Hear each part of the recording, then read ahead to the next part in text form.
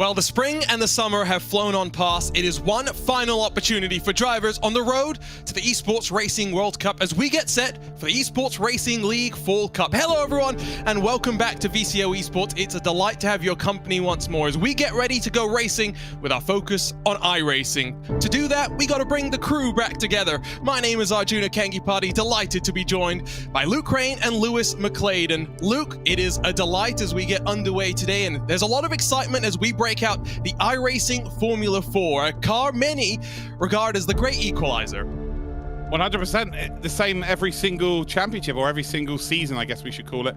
The car's always different, so that means it gives different opportunities to different drivers. We also have some new teams coming in, new drivers coming in, new rosters for existing teams. It is all changed. I will say one thing though, it was spring then summer. It still feels bloody warm here, by the way, for the Fall Cup, and that may be just a me problem. Maybe I'm just too fat. Lewis, as we get set to go racing, it's a good point that Luke brings up. A couple of teams have left us after the Summer Cup. We say goodbye to Butler Pal Motorsports, as well as, unfortunately, the virtual drivers by TX3. But Wild Things Racing, Race Clutch, and MCon Esports will join the fun as they get ready to see what the fun is all about and maybe look at next year as an opportunity to qualify for Esports Racing World Cup number 3.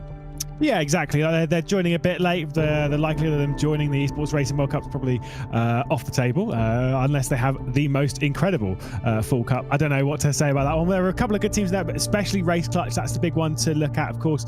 Such a big history in sim racing. They've been in it for a while. They've kind of dropped off and then risen back up to prominence over the last couple of years. Definitely keep an eye on them. Geeks Energy as well. See where they might end up. Bit of a shame, obviously, to lose virtual drivers by TX3, although we know with quite a lot of their drivers, they've kind of ended up elsewhere in the sim racing world, mostly with RHG, a little bit over in Fordzilla as well. And hey, it's always a little bit exciting to see that happen. Let's talk a little bit about the road we've been on so far and how it shapes up for this upcoming Fall Cup. Remember, 12 teams will qualify for the World Cup, and right now it does seem as though they are somewhat locked in as we grab a look at the point situation for this Esports Racing League. It is Team Redline that have been the dominant force across of all of the platforms, and Luke Crane's favorite Enzo Benito has been there, shining light across all of those sims. RHG have been good as well, but you can see the gap between 12th and 13th, Luke. By no means is it done and dusted, but consistency will go a long way for the likes of Arnaj, Veloce, and Yassid. Yeah, 100%. I think Patrick Long Esports, considering they've come in new to this, they weren't in the World Cup. Were they in the World Cup? Or am I being wrong here? Or was their first cup the Spring Cup? They did do the Esports Racing World Cup. They weren't very good. Yeah, so that's why. So they've kind of announced themselves here, and they have a genuine chance of indeed going through. Veloce have done pretty well, considering that they haven't taken part in all events as well. So you feel like if they just turn up at every single event, they should be pretty good. But yeah, you're looking at Mirror Esports there, Rocket Sim Sport as well. Now P1 Esport with Jean Alesi. Those are the sort of teams that have to have massive, massive Fall Cups if they want to be with us later on in early next year. Let's give a shout out to Koana Gaming. Missed the Spring Cup as well, but with such a strong summer, they find themselves in 20th position. Going to be a good run for them to maybe build up confidence for next year. And of course, the Apex Racing team, after having a dismal Spring Cup, leapt forward in the summer and now sits 6th. What a run it was for them. And with iRacing being the focus, they'll be looking to grab a better seeding into the road to the World Cup. Let's talk a little bit about the format, Lewis. And for those new to the fun, it's a long way before we get to the best of 3 finals. We start with the heats. Yeah, absolutely. Every single team will enter all 3 of the heats, 1 driver per heat. So for Absolute, they'll use 1 driver in race 1, 1 driver in race 2, and their 3rd driver in race 3. And same as always, the point structure, you're finishing first, you get 1 point, finishing second, you get 2, and so on. The lowest point goes through. We're looking for the top 14. 7 go through into quarterfinal A, 7 go through into quarterfinal B. The top 3 from each of those go to the semi-finals, and then we get the top 2 heading head-to-head once again for those finals. Last one of those was won by Redline. The Spring Cup was all about Assetto Corsa Competizione, the Summer Cup about rFactor 2, and with the Fall Cup being focused on iRacing, we're seeing some collaborations take place with the likes of P1 Esports and the Jean Alesi Esports Academy, as well as Leo Racing Team partnering up with Balish Esports. But there is a partnership, Luke, that we saw build in the Summer Cup with the Apex Racing team getting a driver loaned to them by the Unicorns of Love. The Apex Racing team returns the favor. Unicorns of Love will bring to today's fight the likes of Elvis Rankin and World Championship open wheel driver Ben Fuller. Yeah, I think that's a huge step here for Unicorns of Love. Of course, we know how good they are on ACC. They are, it's not even arguable, is it? They are the best team on ACC within our competitions. And on iRacing, Apex are known as one of the very best. You know, it's normally between RHG, Apex, and the likes of Coanda, who are obviously aren't in this championship, and Redline. So to have a couple of world championship quality drivers to be taking part in a competition that has not only the first event on iRacing, but the Masters as well. Yeah, for me personally, I put it on Twitter earlier on, I think Unicorns of Love are going to be right in and amongst it throughout this whole competition this season. As always, our VCO community has had their say in where we're going racing today, and that is Fuji International Speedway. With 80% of the vote, it came out on top against the Canadian Tire Motorsports Park. And Lewis, of course, it's the 1.5 odd long kilometer main straight that the main focus will be on, with 4.5 wide expected, but it's a tricky infield as well. And the World Endurance Championship has shown that, at least in the real world, weather would play its part, maybe not here today. Yeah, but it's an interesting circuit. Like you say, in cars like this, low-powered open-wheelers, we're going to be talking about slipstream all day. It's going to be such a big factor, especially in the head-to-heads. When the grids get smaller, that is going to be even more prominent. In the first heats, you're kind of going to want to stay out of trouble over the opening lap, kind of keep yourself in the fight, running through the first corner, then through that infield section, and then those really tricky final two corners. Because the thing is, you got to enter them really wide, especially in a car like this. It's all about momentum. You got to enter them really wide. And guess what happens when you do that? Well, someone will dive you down the inside. I have no doubt of that. It's going to be very, very tricky to race. We, of course, have the road to the World Cup winding up soon. And, of course, we've talked about mid-February being our target for Esports Racing World Cup 2023. We are looking forward to maybe doing that in person. That will be a very different sort of an environment and atmosphere, Luke, than what drivers are dealing with here today.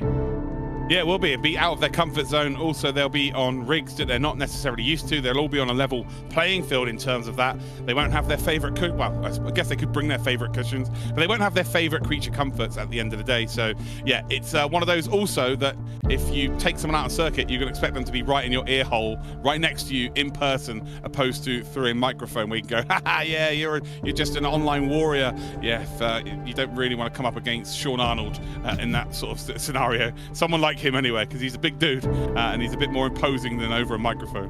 I think Yuri Kastorp is the one that people definitely want to try and avoid. But Luke, I think we're ready to go racing. Absolutely. Well, I'm going to step aside here and we're going to let the heats be taken over by Arjuna and Lewis. Enjoy it, lads. And well, let's set the Fall Cup up beautifully. Let's get it on.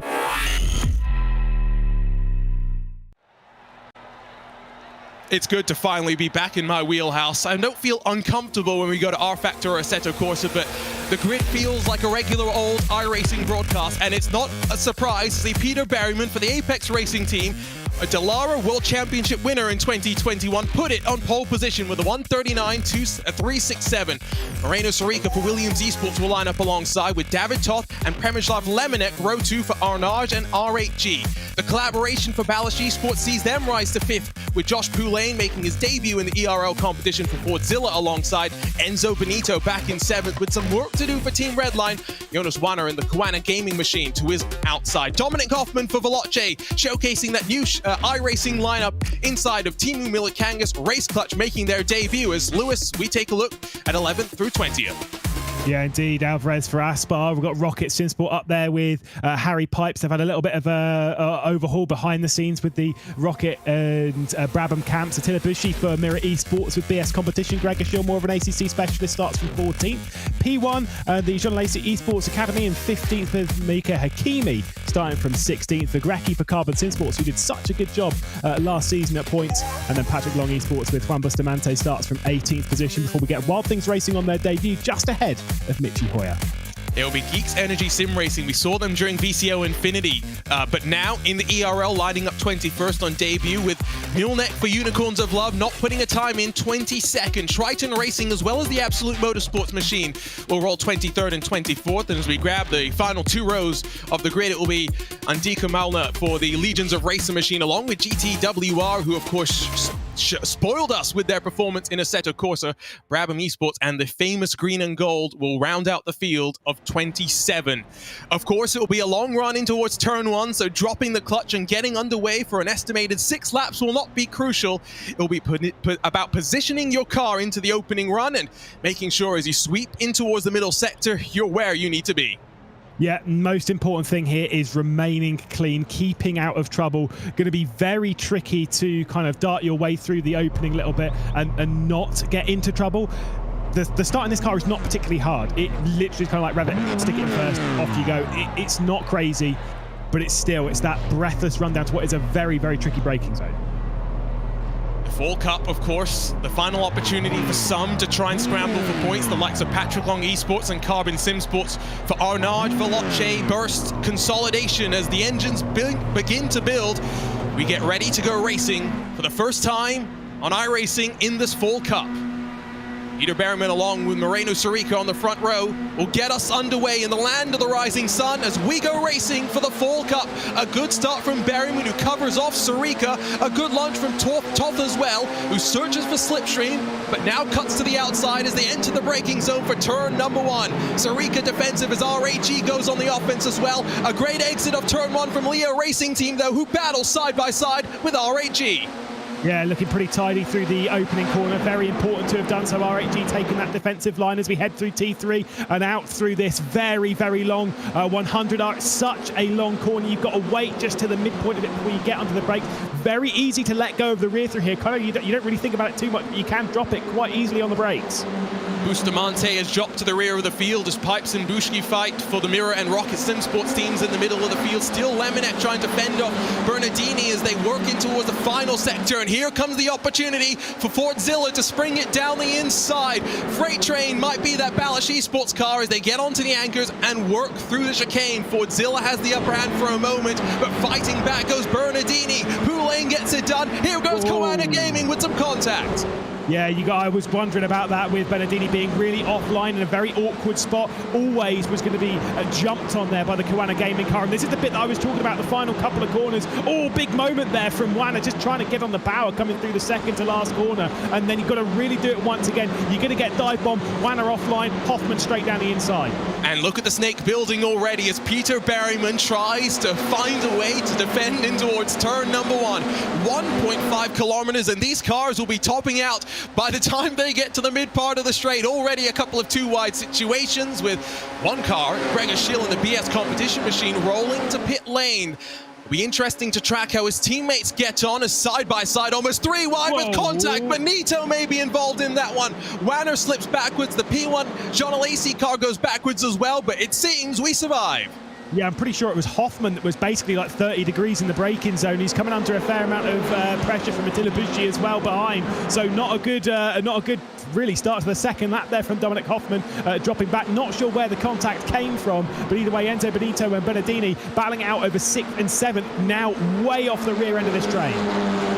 We're talking pre-race about how there could be the chance for breakaways if you fought this much, and it does seem as though the top 5, if they work together, be able to fight for the remaining 4 laps of this race. Mitchie Hoyer had an issue as well, so Burst Esports, who ride inside the top 12 in our overall ERL standings, will suffer in race 1. Benito trying to defend and will get aggressive and force Bernardini into submission. Again, it's Koana Gaming looking for an opportunity. There goes the P1 Esports machine to make it 3 wide. Wow, that was very, very sketchy. Fantastic move, but it's where you get so tricky coming through this section. You're always trying to open it up just a touch, and you've kind of got to accept, you've got to be patient, you've got to kind of think, okay, if I've dropped a few positions now, it's not a problem, because guess what? Here we go, nearly a mile long, back out onto the start-finish straight with that enormous run. You can see Berryman defending like his life depends on it to keep Sarica at bay. If we've got Wanner off the line, I don't think he's just trying to do his own thing. Wondering if there's damage coming and maybe trying to get some of that repaired and get back and going. With one fast repair available, maybe not entirely shocked to see that. It was great performances from Koana though in the summer, not starting off so well. Bernardini looks to the inside of Benito, who's got to watch out because Ebdrup's there as well, and we'll think about the opportunity. Benito goes wide, and a driver that has been so consistent in terms of most valuable driver points will get into more contact and will go around. Yeah, big drama there, and that is straight back to pit lane for Enzo Benito. It was contact between himself and Alvarez in that Aspar Racing team. I'm not sure, like you said, basically that massive drive into the T1 by Ebdrup was what pushed Benito out wide. We'll look at the battle for third position though, as Poulain gets down the inside of Team Fordzilla, trying to battle it out for Arnage Competition. David Toft trying to hang on to third at the moment, just dropping off the back of Sarika a little bit. They need to kind of focus more on the car ahead and not on each other. 6 point splits Arnage from Fordzilla in the overall standings coming into this one. Let's grab a look at the VCO Esports replay and pick up what happened to Enzo Benito. For Team Redline, it's just miscommunication between those two machines, and it can happen at this sort of racing. It feels a lot like a super speedway style of racing with these Formula 4 cars at Fuji. Yeah, I've had that kind of contact before myself. I kind of feel it is more along the lines of the two kind of coming together on the same line as opposed to maybe there was more faults maybe towards Alvarez. They were fully alongside, they weren't really close, and as they've both kind of switched lines to get a little bit closer, bang, they've got a little bit too close, you can say, and unfortunately not great. And you don't want to start off the first heat like that because you're now putting the pressure on your teammates later on. So half distance in this first heat as we jump on board. Great view of the cityscape behind Ebdrup as he tucks into the draft. Pipes will get past Bushki for the Mirror Esports machine. Poulain, Toth fighting as well inside of the top 4 positions. Berryman, the one though that is being relatively uncontested so far. I wonder if that changes, if Moreno Sarika will ratchet up the pressure as we get into those final dying laps. He's not really been close enough to even think about a lunge into turn 1. I wonder how the team manager of Race Clutch for this is going to be feeling about this battle. Of course, Melakangis for Race Clutch. Directly behind him is Mynek, who races for Unicorns of Love, and of course the team manager for Race Clutch for this season and potentially for a short future is going to be Jürgen van Bergen, who used to run the Netrex Grand Prix Unicorns of Love side of things elsewhere in sim racing. So I think there's a little bit more at stake in that, but I like those little bits of drama there. We do. We had a good chat with Jürgen in the build-up. We'll have that later on in the show, of course.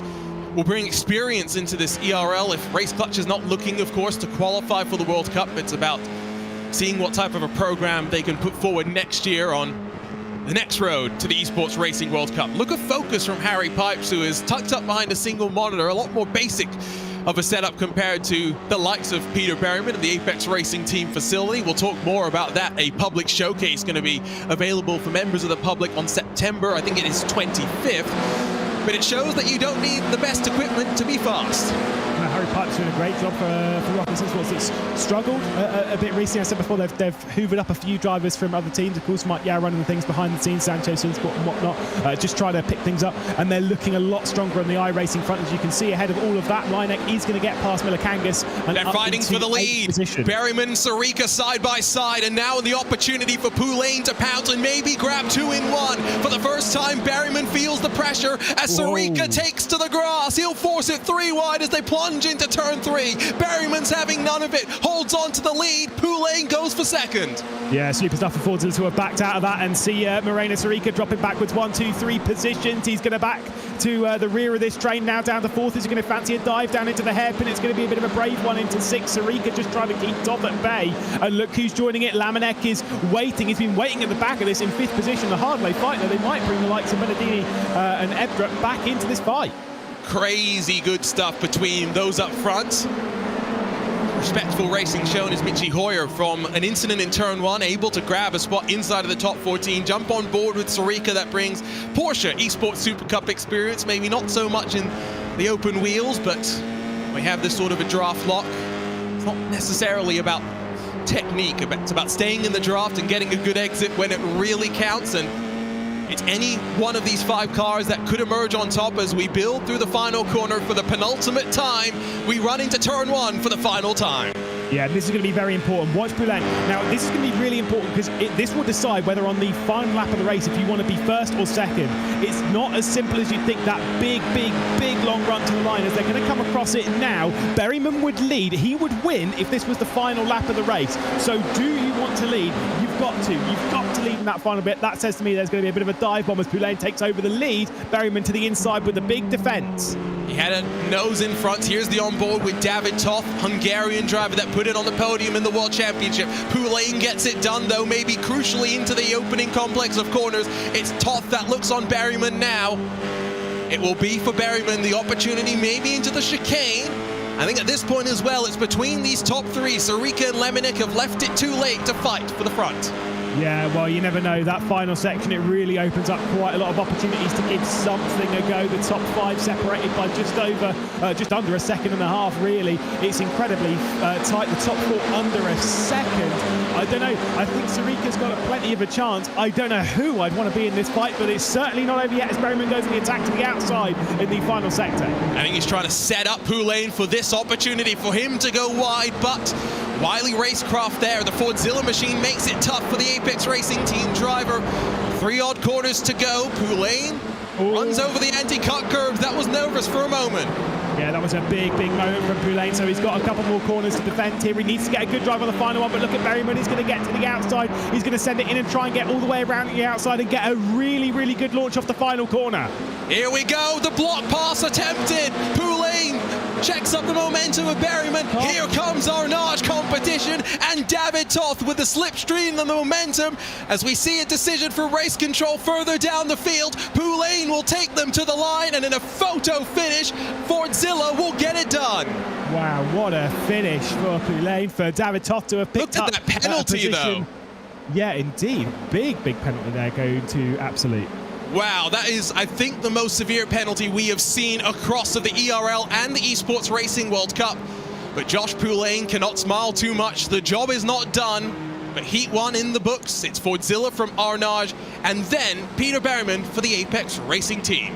Yeah, but you got to say, though, for them to have booked the first victory, the pressure's not off, but it's lowered significantly for them, for Arnage, for their teammates. We've said this before, if your teammates are up there in the top 5 in the first race, you don't have to win the second race. Get yourself a decent top 10 and you're almost guaranteed moving on into the quarterfinals. It just relieves that pressure ever so slightly. I mean, obviously that is obvious. You get a good result and then you're in a better position. No doy, but what a way to start. And obviously all 3 of them separated by less than a tenth of a second. Incredible stuff.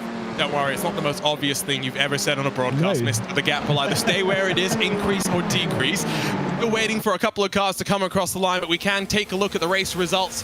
300ths between Poulain and David Toth.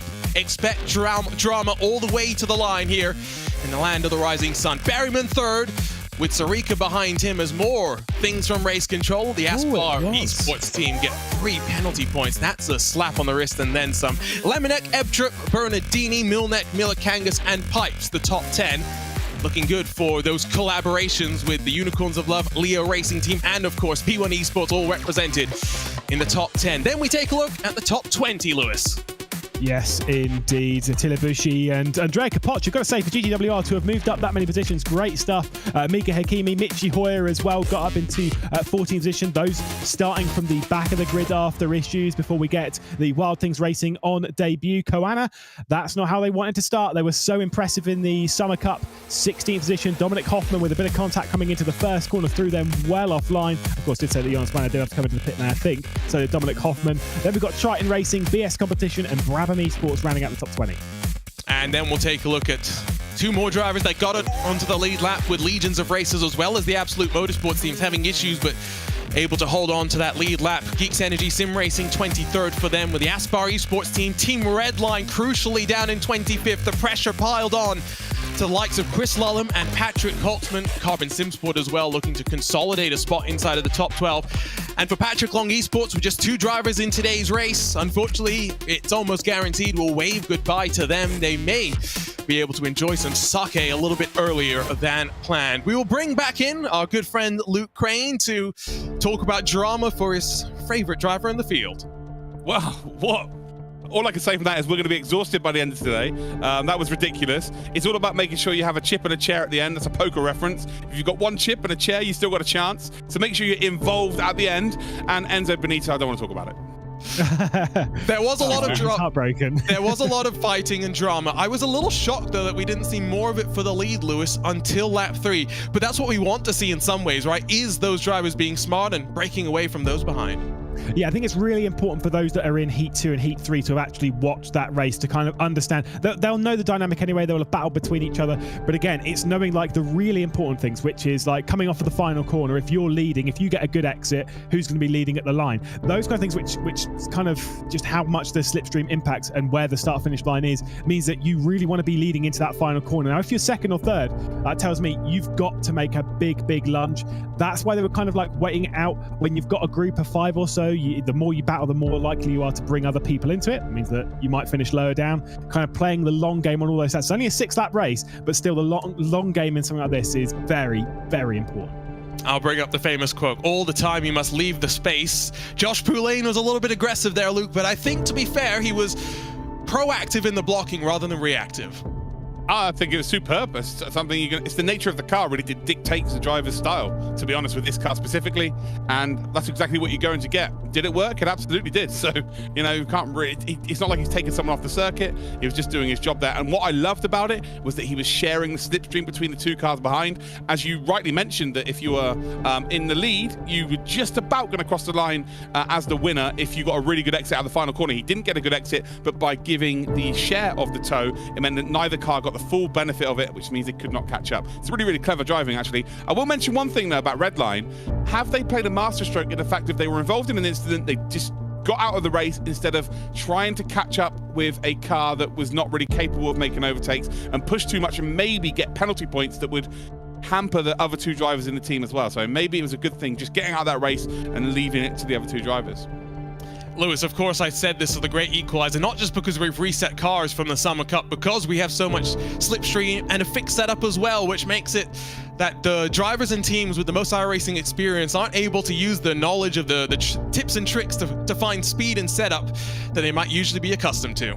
Yeah, for those that are higher up in the world of iRacing, they don't typically use this car. It is one that is well subscribed. You know, a lot of drivers do take part in it. A lot of the drivers that I commentate on in real life, you know, GB3, GB4, as well as British Formula 4. You drive it sometimes with not much success. We're not going to talk about that. But a lot of those drivers come along and actually do race car. And actually speaking to a few of them about it, and they say it's genuinely very, very like comparable to how it is in real life. It's very well made in that sense. When you kind of race it on a fixed setup, you've got that sort of trickiness to play with. The rear end does let go as much. There's not much power. You can drop it on the power if you're not careful, you know, especially when you're turning in low speed, when you've not got any aero on the rear.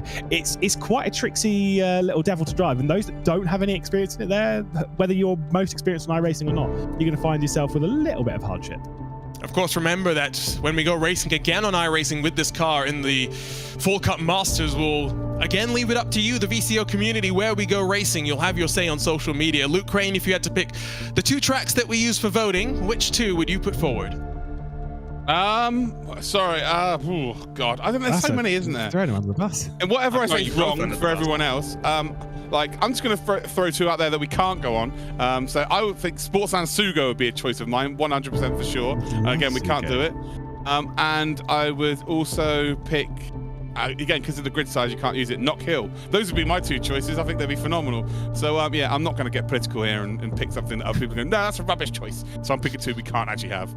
Well, I think we're ready to go racing for heat number 2, Luke. Yeah, I'm going to disappear once again. 6 more laps of frantic action. Take it away, lads.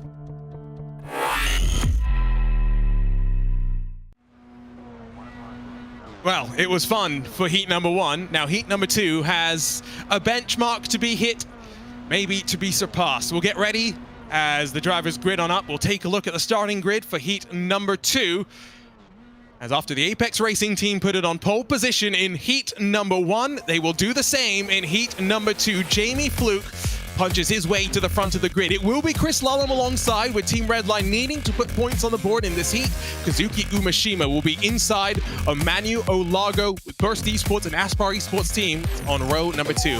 Alexander Spetz makes his debut in the competition alongside with Brian Barneveld for the BS Plus competition team. Another team needing to get some points. Gregor Baldy maybe a little bit more used to touring cars, but in 7th along with Quintin Violate for RHG.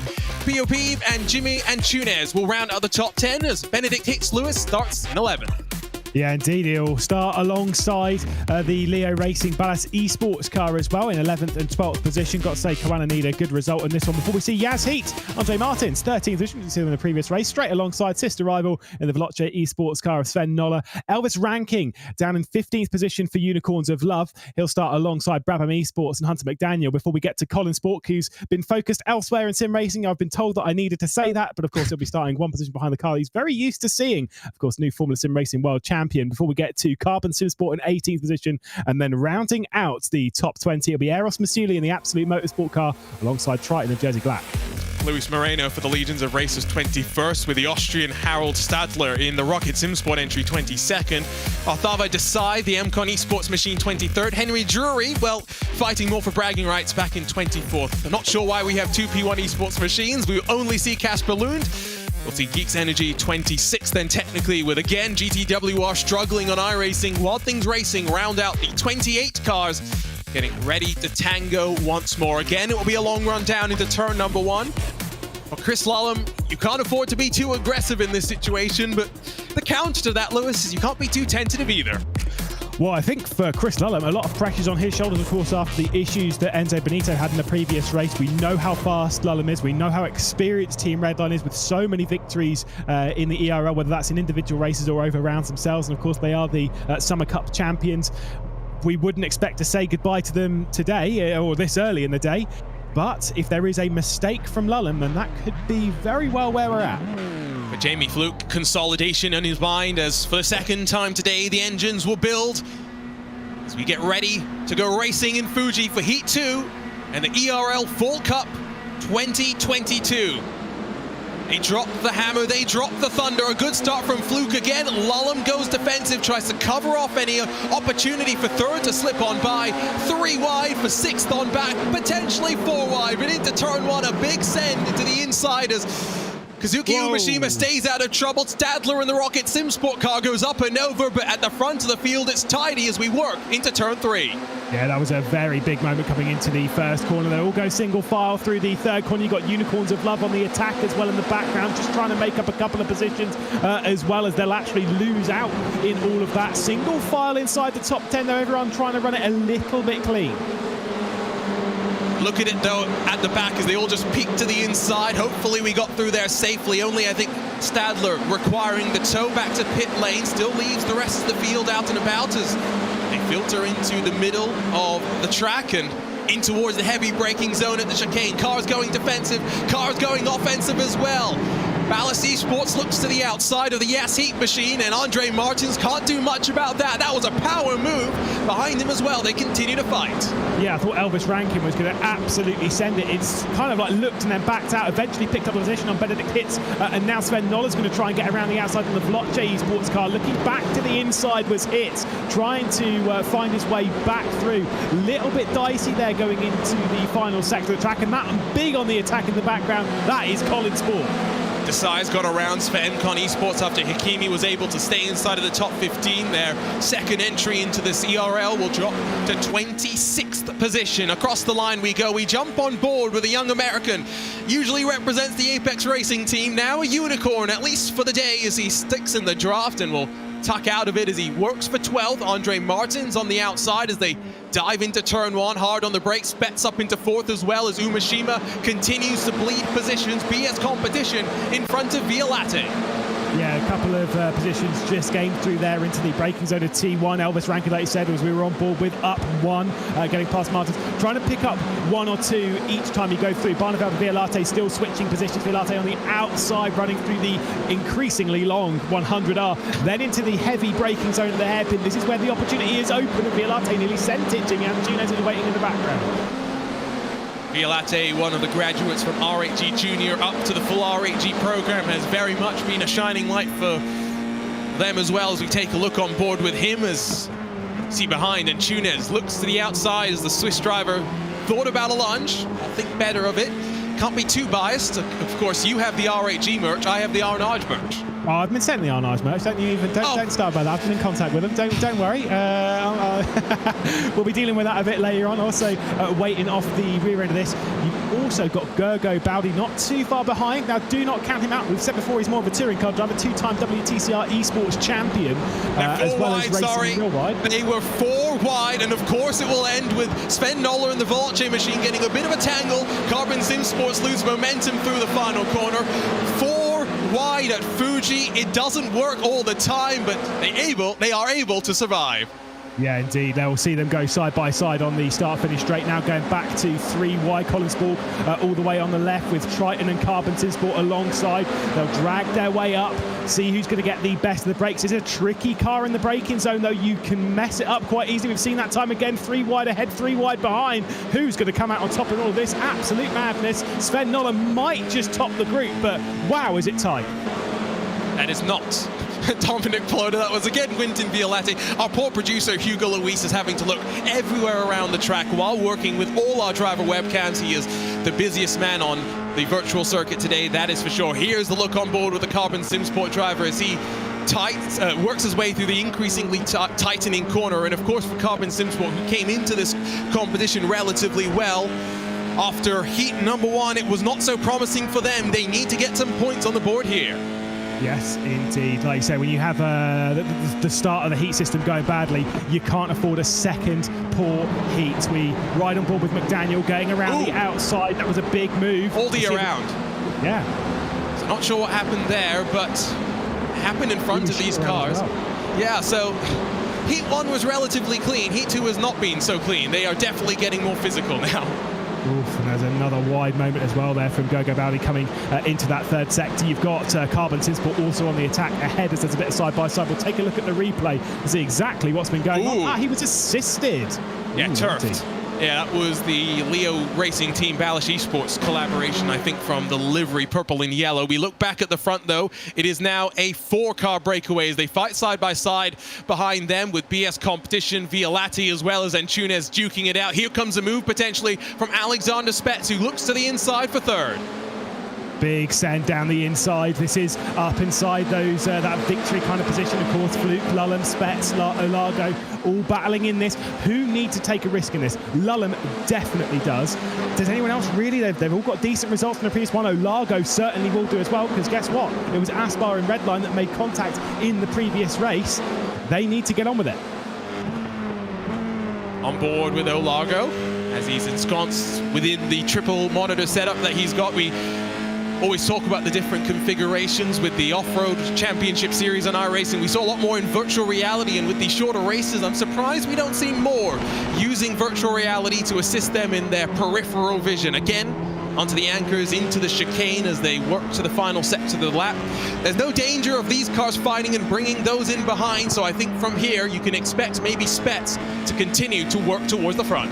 Yeah, it's a big gap back to the likes of Barneveld, Rankin, Violatti, who, by the way, started this lap in 5th position, has dropped back to 7th, showing how close that fight is, losing a couple of positions in the opening portion of this lap. About to start the penultimate lap of this race. They do switch to the background. Elvis Rankin taking over the head of that field. Wow, this is getting pretty tight. Quintin Violatti now side by side with Ryan Barneveld, but the slipstream is going to go the way of BS Competition on this front, but we'll see how much that snakes its way over the start-finish. Hey, let's shout out Rankin, plus 10. Started in 15th, has worked his way up into 5th. Also a big mover, Luke Whitehead, into 16th as Calm into turn 1 at the front of the field. 3 wide again.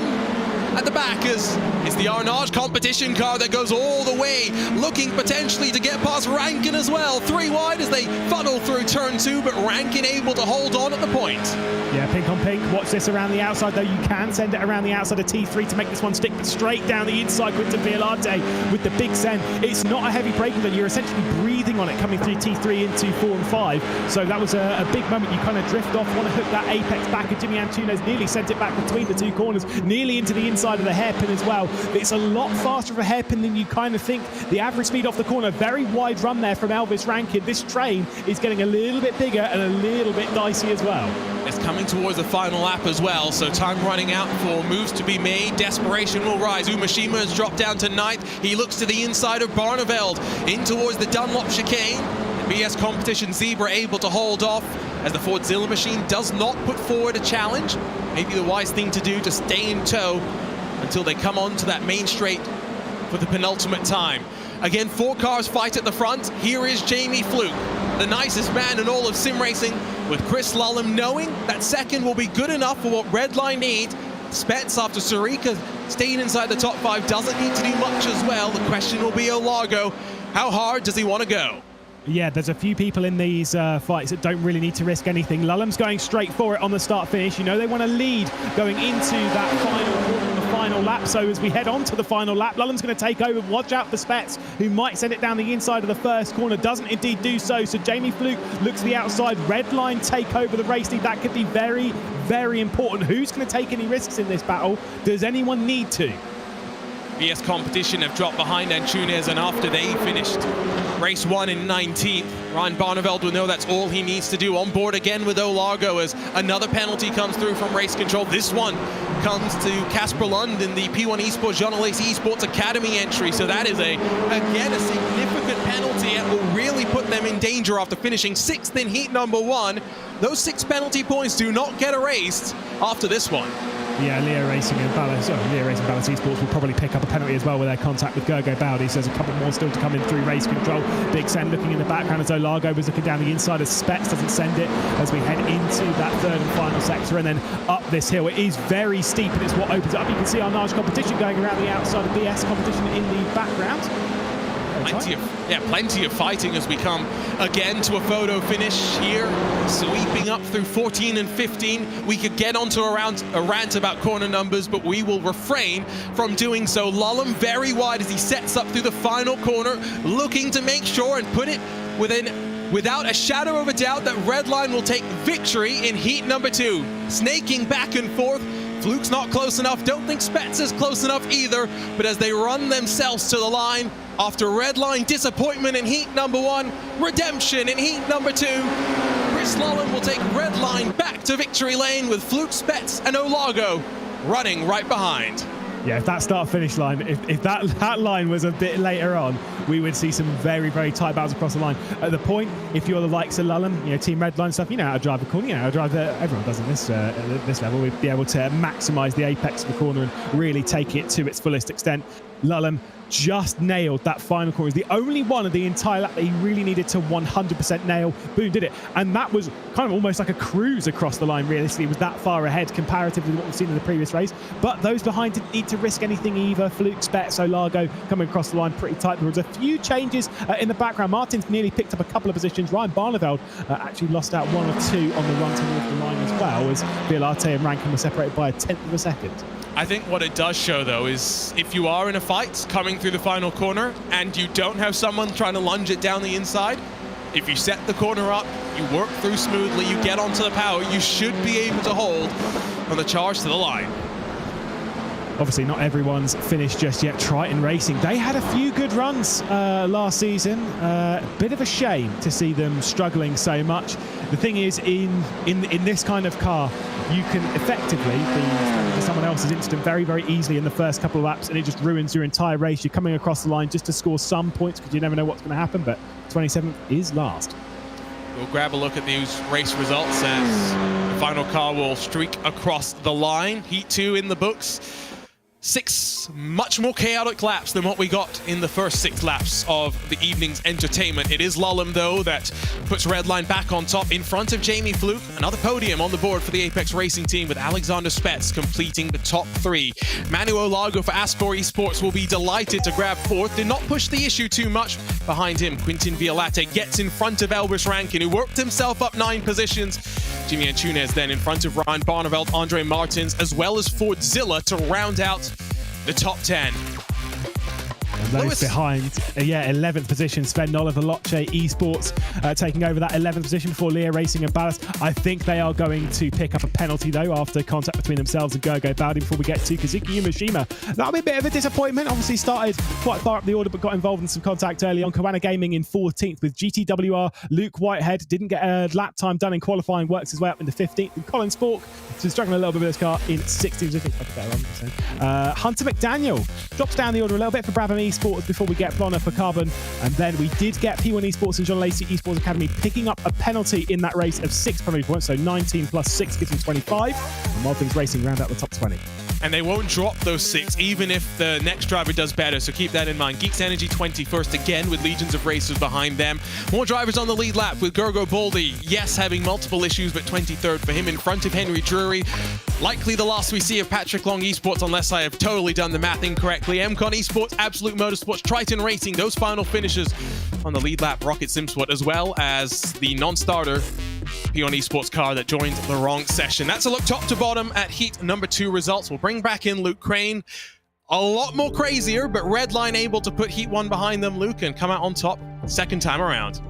Yeah, I don't want to make us redundant here, but there's not really a lot of analysis you can do with these races, is there? It's a case of they're all very quick drivers, from 1 down to 27. It's keep it very, very clean, and, you know, let other people make mistakes. You take full advantage of that, or get in that group of 4 or 5 at the front, just take it easy until the final lap and then really try and make up some positions. But I will say this, Williams Esports, they've got 4th and 3rd under the radar once again. Not really speaking about them, are we? It just seems to be the same case every single time. Aspar with a P4 there, they're on to 31 points. So they're a terrible first race, so it might be a little bit less than that actually. But yeah, they got 24 and then they got 4 plus the penalty points. But a 4th position gives them a chance to go through. But Apex looks super, super strong here. They're going to be, I think, on 5 points by what I'm looking at here. So yeah, it's the usual sort of cream rises to the top, but how important will it be that Enzo Benito did not get that good result in race number 1 for Redline? And Lewis, as we work through the course of the action as well, by the time we get to the best of 3 one-on-one finals, the type of racing is, I think, going to be slightly different to what we have right now. I mean, this is the thing, the dynamic's going to change all the way through there. We kind of see this happening anyway as we go through. There are some teams that struggle more in this kind of environment where it gets a little bit crazy. We've kind of spoken about this before in the ERLs, whether it's in the Spring Cup or Summer Cup. Whereas when it gets to one-on-one, there's a complete change of dynamic and they're able to really, really battle it and use some tactics that kind of work 1v1. Whereas when you're in a big group, it's kind of like you can't really take too much advantage of that because you've got to be worrying about the train of cars that's directly behind you as well as the train of cars directly ahead. That's going to change a lot by even the time we get to the semi-finals and we see the grids being a fairly smaller, down to 18, of course, 3 cars per team, and then being 6 teams taking on that. Even in that style, we're going to see the dynamic change quite significantly. But also, I will mention the penalty system seems to be so much more strict this time round. We're seeing a lot of 6, 8 penalty points. The minimum we've seen so far is 3. And if you get a 3 penalty point in the final, it's game over, right? So it seems like one mistake here where you're the reason why another car is off the circuit or you've caused a collision, it's game over for your team when it gets to the final. In the semi-finals, it's also going to mean a lot more than the heats and also the quarterfinals. So as we progressively go on, it's each penalty point or the accumulation of penalty points are going to mean more and more and more as we go on. Well, I think we're ready to go racing for the final of our 3 heats, Luke. Yeah, but I'm going to disappear once again. I tell you what, I'm so glad I'm not doing the heats because they're so crazy. Good luck, lads. Final heat. Here we go.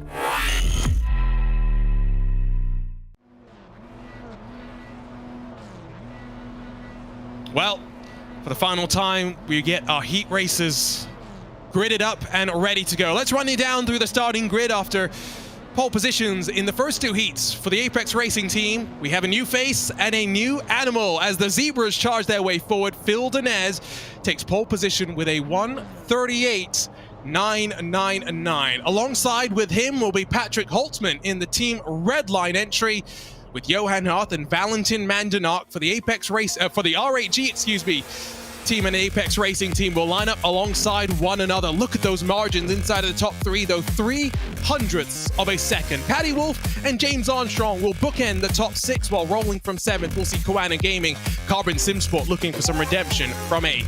Enric Andre in 9th and Romanidis in 10th, looking to cap off a good heats for Williams Esports, Lewis.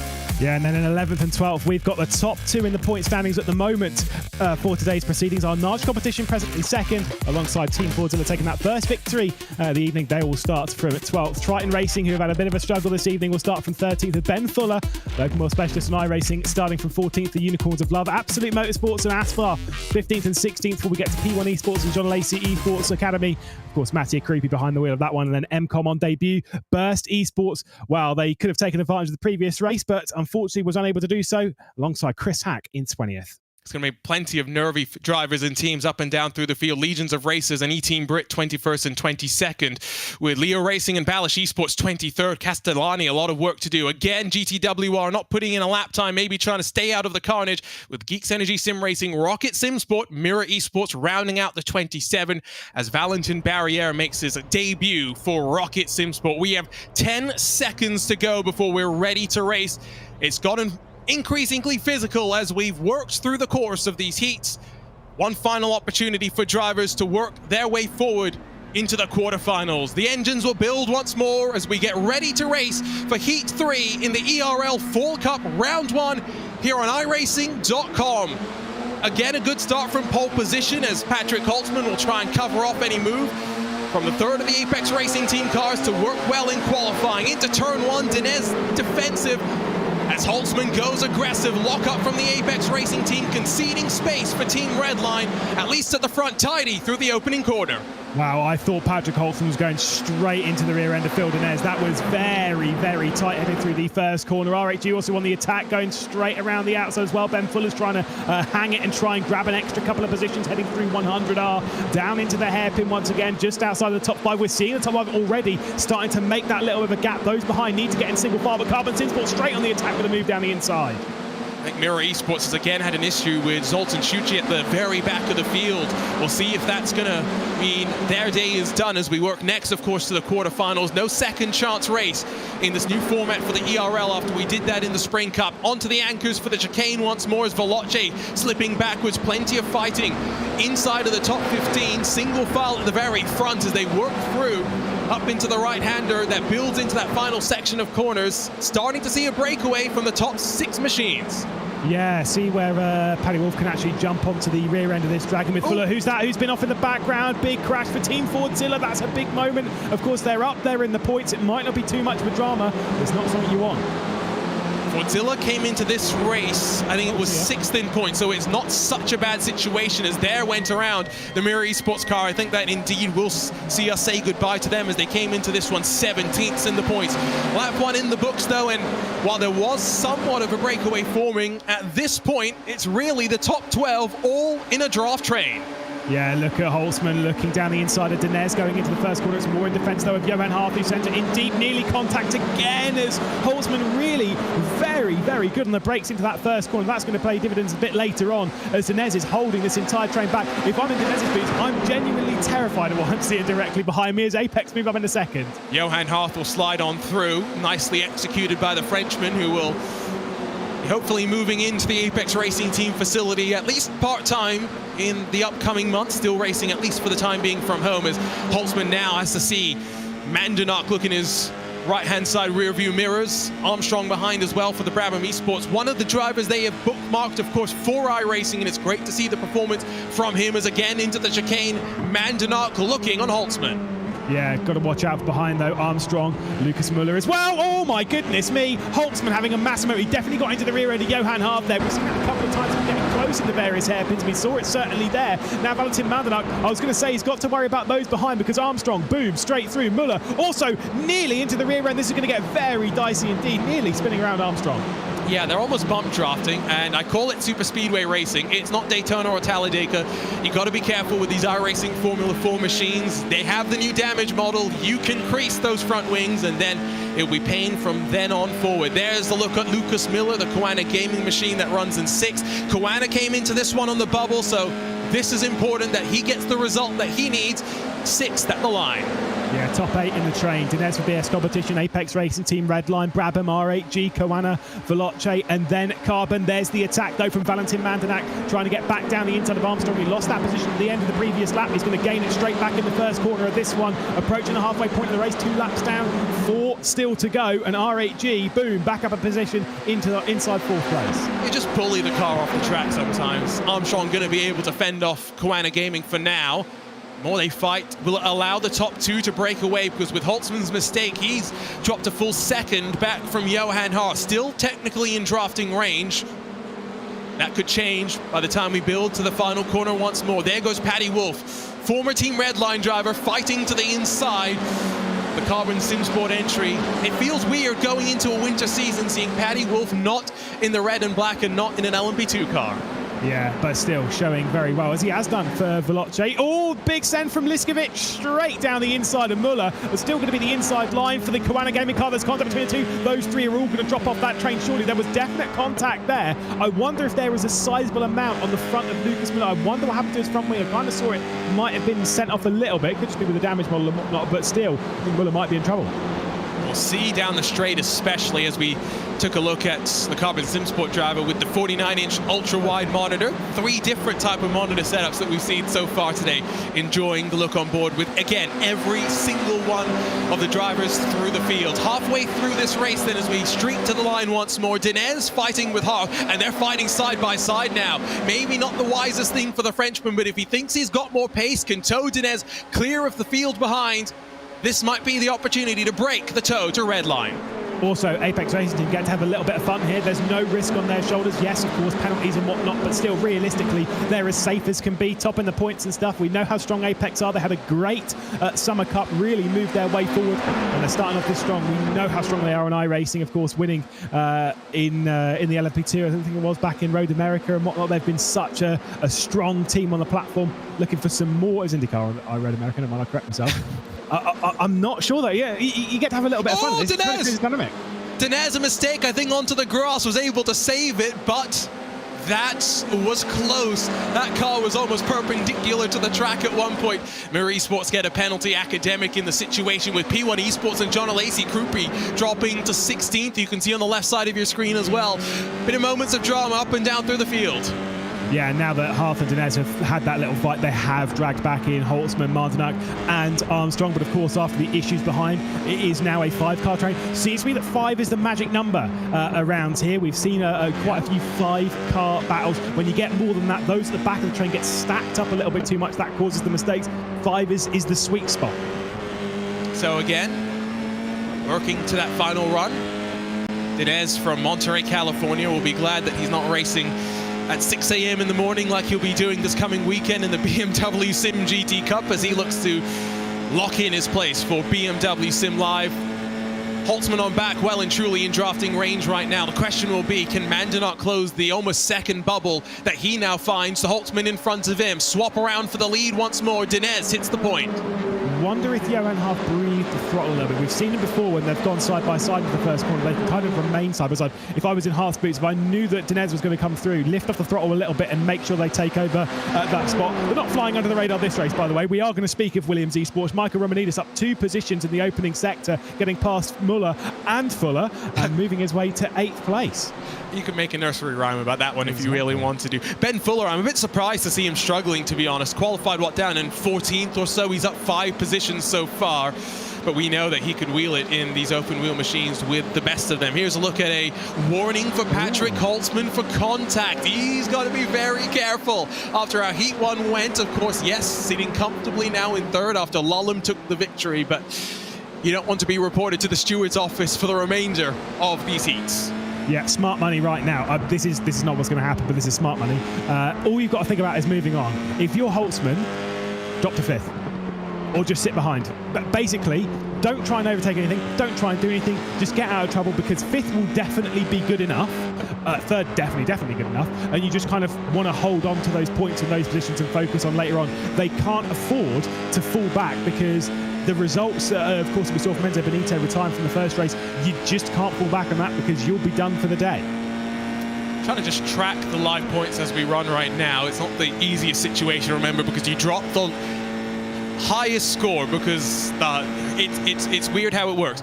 For the lead, though, Harth will go past again. Lewis, so the way the points work is position 1 is the lowest number of points. As you work higher up the field, you get more points. You want to have the least number of points possible. You can drop your highest points total from your 3 drivers across the heats.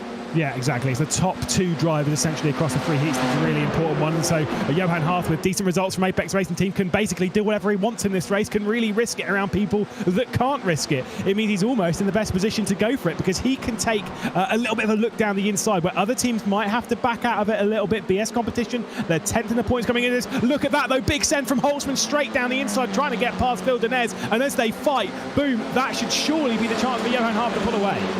Again, you just need to set up that final corner to be able to run to the line. We saw that in Heat 2. Fuller gets in front of Andre. Race Clutch and Unicorns of Love fighting for points. Race Clutch looking to advance on debut in the Esports Racing League. Through the final sector then, for the very final time they work, it's Danez that's the closest, and will look to try and pip it at the line. Yeah, it's going to be tight at the moment. We've seen every driver that's led the final corner of the race, they've gone to victory, and especially on this occasion, because there's going to be a little bit of slipstream assistance from, I think that might be one of the Patrick Long Esports cars. As they head through the final corner, this is the big moment for Johan Half. Mandenak gets up to third. And so as they fight for third, the snake goes back and forth. Hearth is no stranger to this. A veteran of the iRacing Indianapolis 500, and as they build to the line, Danez will pop out and make it close, but is it close enough? I think by the narrowest of margins, the Frenchman Johan Hearth will hold off Danez. 200th the margin at the line, 100th between Mandenak and Armstrong, who pipped Holtzman for fourth at the very dying breath of the race. Yeah, 200ths of a second between those three, third, fourth and fifth. So close that the timing tower didn't even know what to do with what it had there. Incredibly close there. But again, for Holtzman, just did not need to risk it. Fifth, more than good enough with the victory, of course, from Lulham. That will be okay. The other drivers around him, like Armstrong, yeah, for Brabham Esports, might have needed to have risked it a little bit more with where his team is in the standings, fourth place. I don't know who's moving through in this. I think it's going to be pretty tight. Red line, sure. Apex, sure. Williams, sure. But it's those final 3 or 4 positions inside those that are going to transfer into the quarterfinals, where it's very, very interesting indeed. We'll grab a look at the results as we wait for the final couple of cars to come across the line. Look at the margin of victory.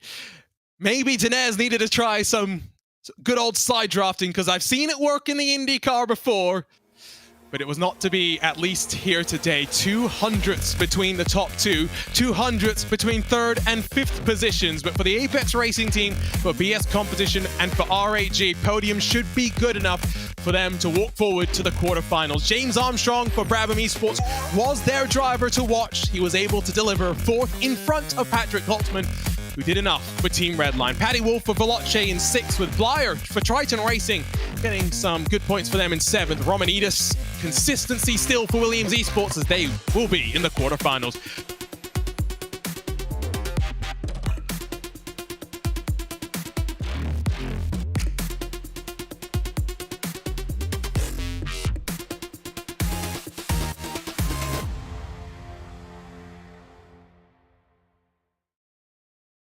For Koana Gaming, getting really involved with it late on, dropping about 5 positions in the final couple laps. Aspar and Legion of Racers round out the top 15 before we get Absolute, P1 Esports, John Lacey Esports Academy, Geeks Energy, again on debut, Michael Teichmann behind the wheel, 18th position ahead of one of the other debutants in Wild Things Racing, and Valentin Barriere jumping in for Rocket Sim Sports just in 20th. We apologize for any technical difficulties. We are back in your ears, maybe unfortunately, as our voices will go surely through the stress of the chaos that we're going to see. Charlie Summers 21st. He'll be slightly disappointed by that. Lichkowicz for Carbon Simsport 22nd. Will be frustrated for sure. Fordzilla won't mind. Good results for their drivers in the first 2 heats. GTWR, of course, will expect their strongest performance when we head over to Assetto Corsa Competizione. For MCon, disappointing and a struggling debut, I'm sure, for them, but they've got plenty to learn in this ERL. For Yvonne Houflar, the sole representative for E-Team Brit, coming off a major race accident. We wish her best in her recovery in front of Zoltan Shuchi for the Mirror Esports team. So that's a look at the Heat 3 results, and we will bring back in Luke Crane as we wait for race control to confirm and finalize our results and see which teams are advancing forward to the quarterfinals. It was a photo finish, but plenty of fighting up and down through the field in all 3 of our heats.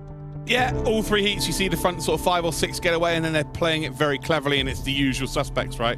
The teams that we expect to see at the front. I will say 2 teams that have really surprised. Race Clutch have been incredible so far today, and Balash Esports, with their new partnership now with Leo Racing as well, it's really kind of given them a little bit of a confidence boost maybe, because they've not really showcased any major skill set to say, do you know what, they could get through to a semi-final or a final consistently, but today it looks like a whole different story. But you're right, you know, the top drivers just chilling out, getting a really good qualifying, putting themselves in a very strong position, but then other drivers are just taking full advantage of the frantic behavior of the mid-pack. For you, Lewis, what's your big surprise as we head to the quarterfinals? Just how, I mean, for me, again, it is to do with the slipstream battle, but it's more to do with how the train breaks. You know, if you I was kind of sad thinking, I was like, well, you know what, if you qualify 15th, it's not too big of a deal because, you know, who cares? It's more about the slipstream and the racing. I think qualifying does matter. It doesn't need to be pole position, but if I'm qualifying around here, you need to be top 5, top 6. You've got to be in that ballpark because you said before, it looks like 5 really is kind of like the limit of the train. Those behind outside of that, the concertina effect throws them off a little bit too much, and then they eventually lose a slipstream or contact or whatnot, the danger zone. I think to be safe, you've got to qualify 5th or 6th.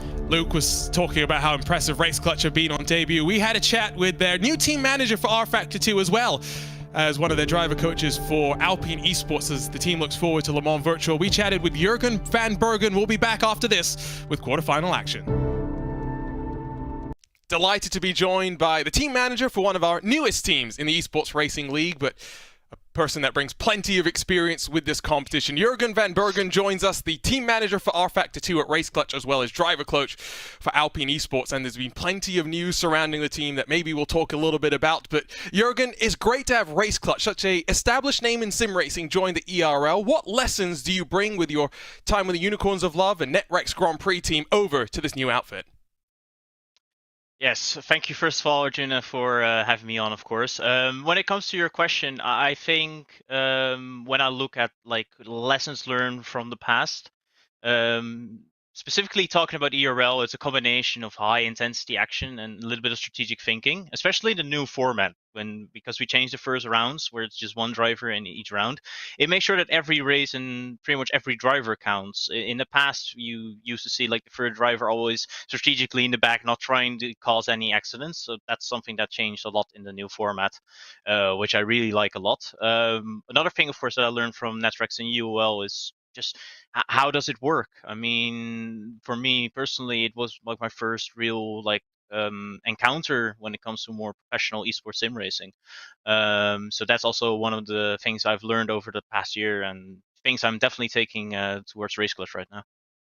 And you don't just bring your expertise over to Race Clutch, you take the talented drivers such as the likes of Colin Spork. Talk to us about this new role, though, as, of course, you focus up for the rest of 2022. Race Clutch building towards their upcoming challenge for the Le Mans Virtual Series over this coming winter.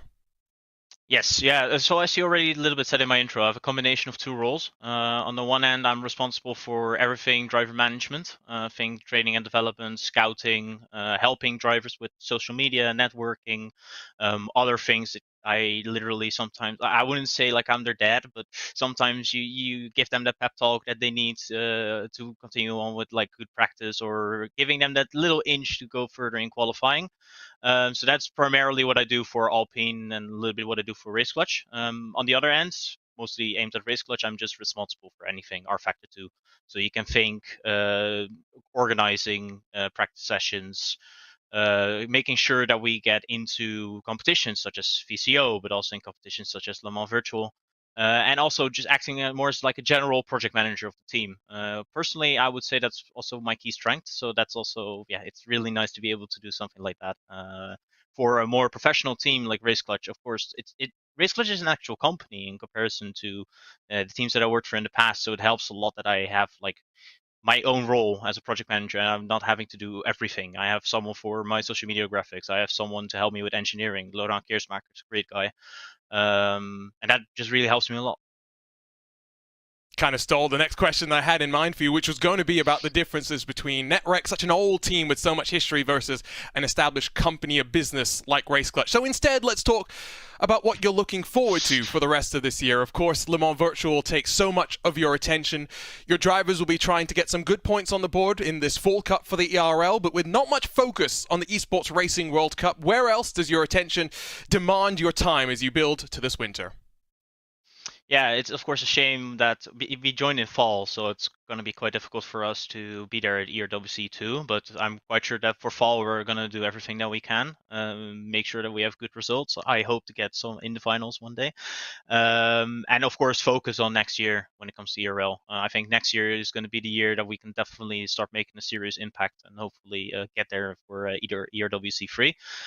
You of course said it as well, Le Mans Virtual. I think that is of course our main focus. It's incredible that we're able to do this together with a team such as Alpine. and having these drivers, as you said, people like Colin Spork, Rory McDuff, Tom Lartille, Sasha Lehmann, insane drivers, all with insane pace. Of course, we have an insane grid at Le Mans Virtual, but I'm quite sure that we can post some good results. And together with ERL, I think our season is already quite packed, and we have a little bit of Virtual Endurance Championship on the side, but that's also a championship that we definitely have to focus on. And of course, Colin Spork will be thinking about defending his Formula Sim Racing Championship as we look forward to 2023. We had a great chat with him on the VCO Esports studio. It's been great to talk to you, Jürgen, about everything looking forward for Race Clutch, and we wish you and the team the best of luck for the 8 Hours of Bahrain in the round 1 of Le Mans Virtual coming up this weekend. For now, though, let's go back to the action.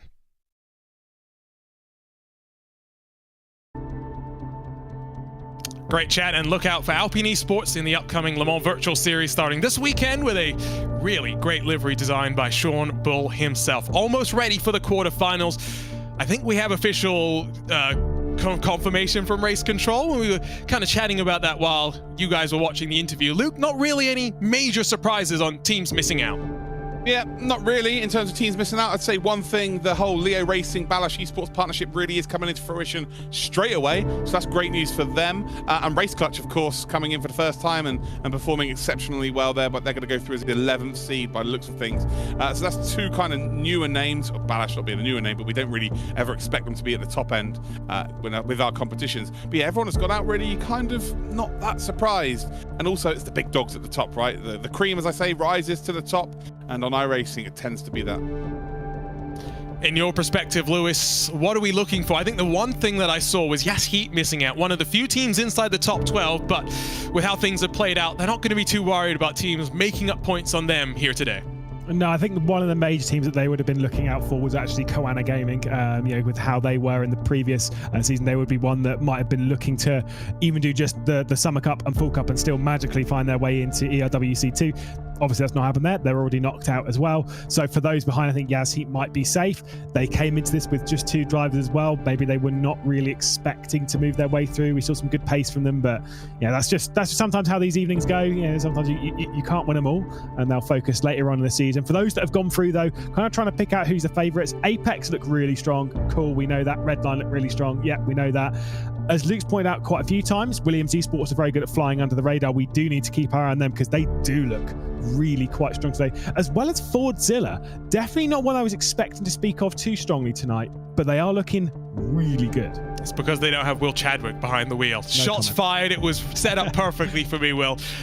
Let's talk, though, about something else as we let Race Control do their final checks before we get underway with these quarterfinals. Let's talk about the print magazine for the digital world. VCO Send It. We're coming up to the 2nd edition, likely coming up in the next couple of months. And I know that myself and Lewis have done our little bit of content for VCO Send It, but Luke, you've joined the fun as well, and you've done a little piece for the upcoming edition. Yeah, I've done my moment with Enzo Benito, so it's just me salivating over that beautiful... No, it's just me asking him questions about his career and him just really kind of, not listing, but just stating everything he's done. And he's done a lot of stuff, and he's also been a trailblazer for the world of sim racing as well. He's still such a young man and still performing at such a good level. He's been around for forever, it seems like, but he's only, 24 years old. So, yeah, interesting there from him. You get to read the article, but also there'll be like a little QR code where you can go and actually listen to the whole thing as well, which would be pretty cool. But it was a lot of fun, and maybe we'll do some more in the future as well. Lewis, we had a bit of an argument, of course, again for this upcoming episode of Send It. Yeah, absolutely. We've had a discussion on best team. We've discussed now best driver, and there are some things we see eye to eye on. But it's always an interesting topic to kind of think of, especially with how many drivers there are in sim racing that seem to each year kind of reinvent themselves, move their way forward. And if you'd have asked me 2 years ago, slam dunk as to who it is. Now, though, a lot more questions as to kind of where it'll be. There's so many drivers to throw in that list. We spoke before this, didn't we? What I think about it, and I think it's Max Verstappen. I think Max Verstappen is the best sim racer and the best driver in the world currently. Like, there's no two ways about it. He just turns up and just is always the fastest. His qualifying pace is ridiculous. His race pace, unless he bins it, of course, is incredible as well in sim racing. And he also cares about it as well. It's not like a case of he just turns up like, oh, whatever. Like, he loves sim racing, hence the partnership with his team, Redline, Verstappen.com. Like, it's all super, super serious how it's going on. So I think he's the best. I just thought I'd throw my 2 cents in there, to be fair. And don't forget as well, you'll be able to have your say on who is the best sim driver in the world when the VCO Simmies return later this year. You'll get your choice to nominate as well. Best commentator of the year. It's going to be a fight between the 3 of us, I hope, because we've had some fun for this ERL. I think qualifying has just started for drivers in this quarterfinals. And of course, we have 2 quarterfinals. Lewis, can you give us a quick recap on the format? Yeah, indeed. So we're going to see the top 14 move through, 7 in quarterfinal 1 or A, and then 7 in quarterfinal B. They've all kind of moved through in certain splits from how they've gone through. First has gone through into split A, split 2 for the next 2, blah, blah, blah. The top 3 will move on. And again, same as how we've spoken about with the heats, instead of it being 1 driver in each heat, it's all 3 drivers in the same quarterfinal, and it's the top 2 drivers that you have that score points. So again, if you finish first, second, and third, well, you score 3 points because 1 + 2 = 3. The third car doesn't really matter that much. So it's those kind of things that's going to be very important. It's going to be tricky to see though which 3 of the 7 are going to go through in each of the quarterfinals. I'm glad you could do 1 + 2 = 3. Impressive, Arjun. Yes, Really impressive. I saw the shock on your face. I know. Don't trust the commentator's maths, but that one I can do. But I think with qualifying getting started, Lewis, we are ready to get underway for the quarterfinals. Yes, indeed. My turn to step aside. So Arjuna and Luke, take it away.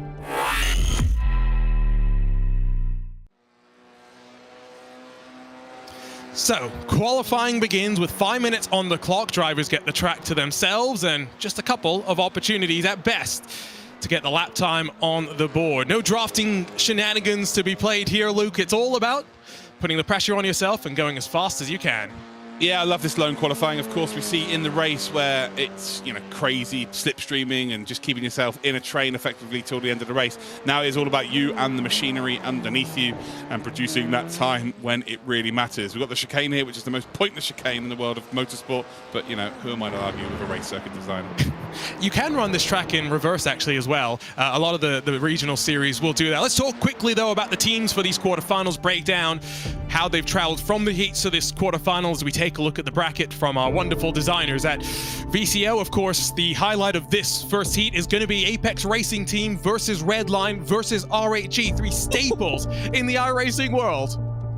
That is as they say in World Cups in football, that is the group of death, because we've also got Veloce, Burst, Race Country have been incredible today. Unicorns of Love are just, ridiculous. Although I think it's just changed. So, okay, cheers everyone. Thanks for making me look stupid.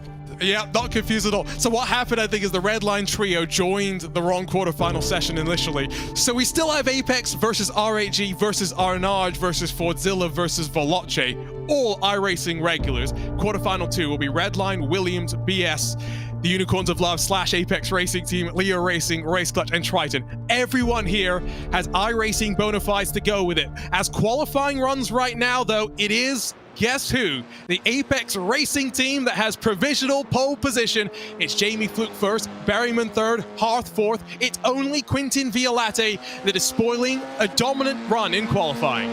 Yeah, he absolutely is, and it's a very, very good time indeed. It's by 5 thousandths of a second, the difference between P1 and P2, and a further, what's it, 100th of a second between Berryman moving forward, and a couple of hundredths to half. This is so, so close. Hunter McDaniel in the Brabham Esports entry down in 15th. It will be James Armstrong that we expect a little bit more from when it comes to their teammate trio. Arnage maybe a little disappointed by them as well, but it is the Aspar Motorsports team with Alvarez in 7th. And Olago in 10th that will look to try and spoil the surprise, with Hoffman the only one of the Veloce drivers with a lap time completed just yet. Sven Noller's been struggling in qualifying, and Paddy Wolf will run out of time to get a lap time on the board. Yeah, they only just about scraped themselves through with an incredible performance from Wolf in the final race, with the qualifiers, or the heats, should I say.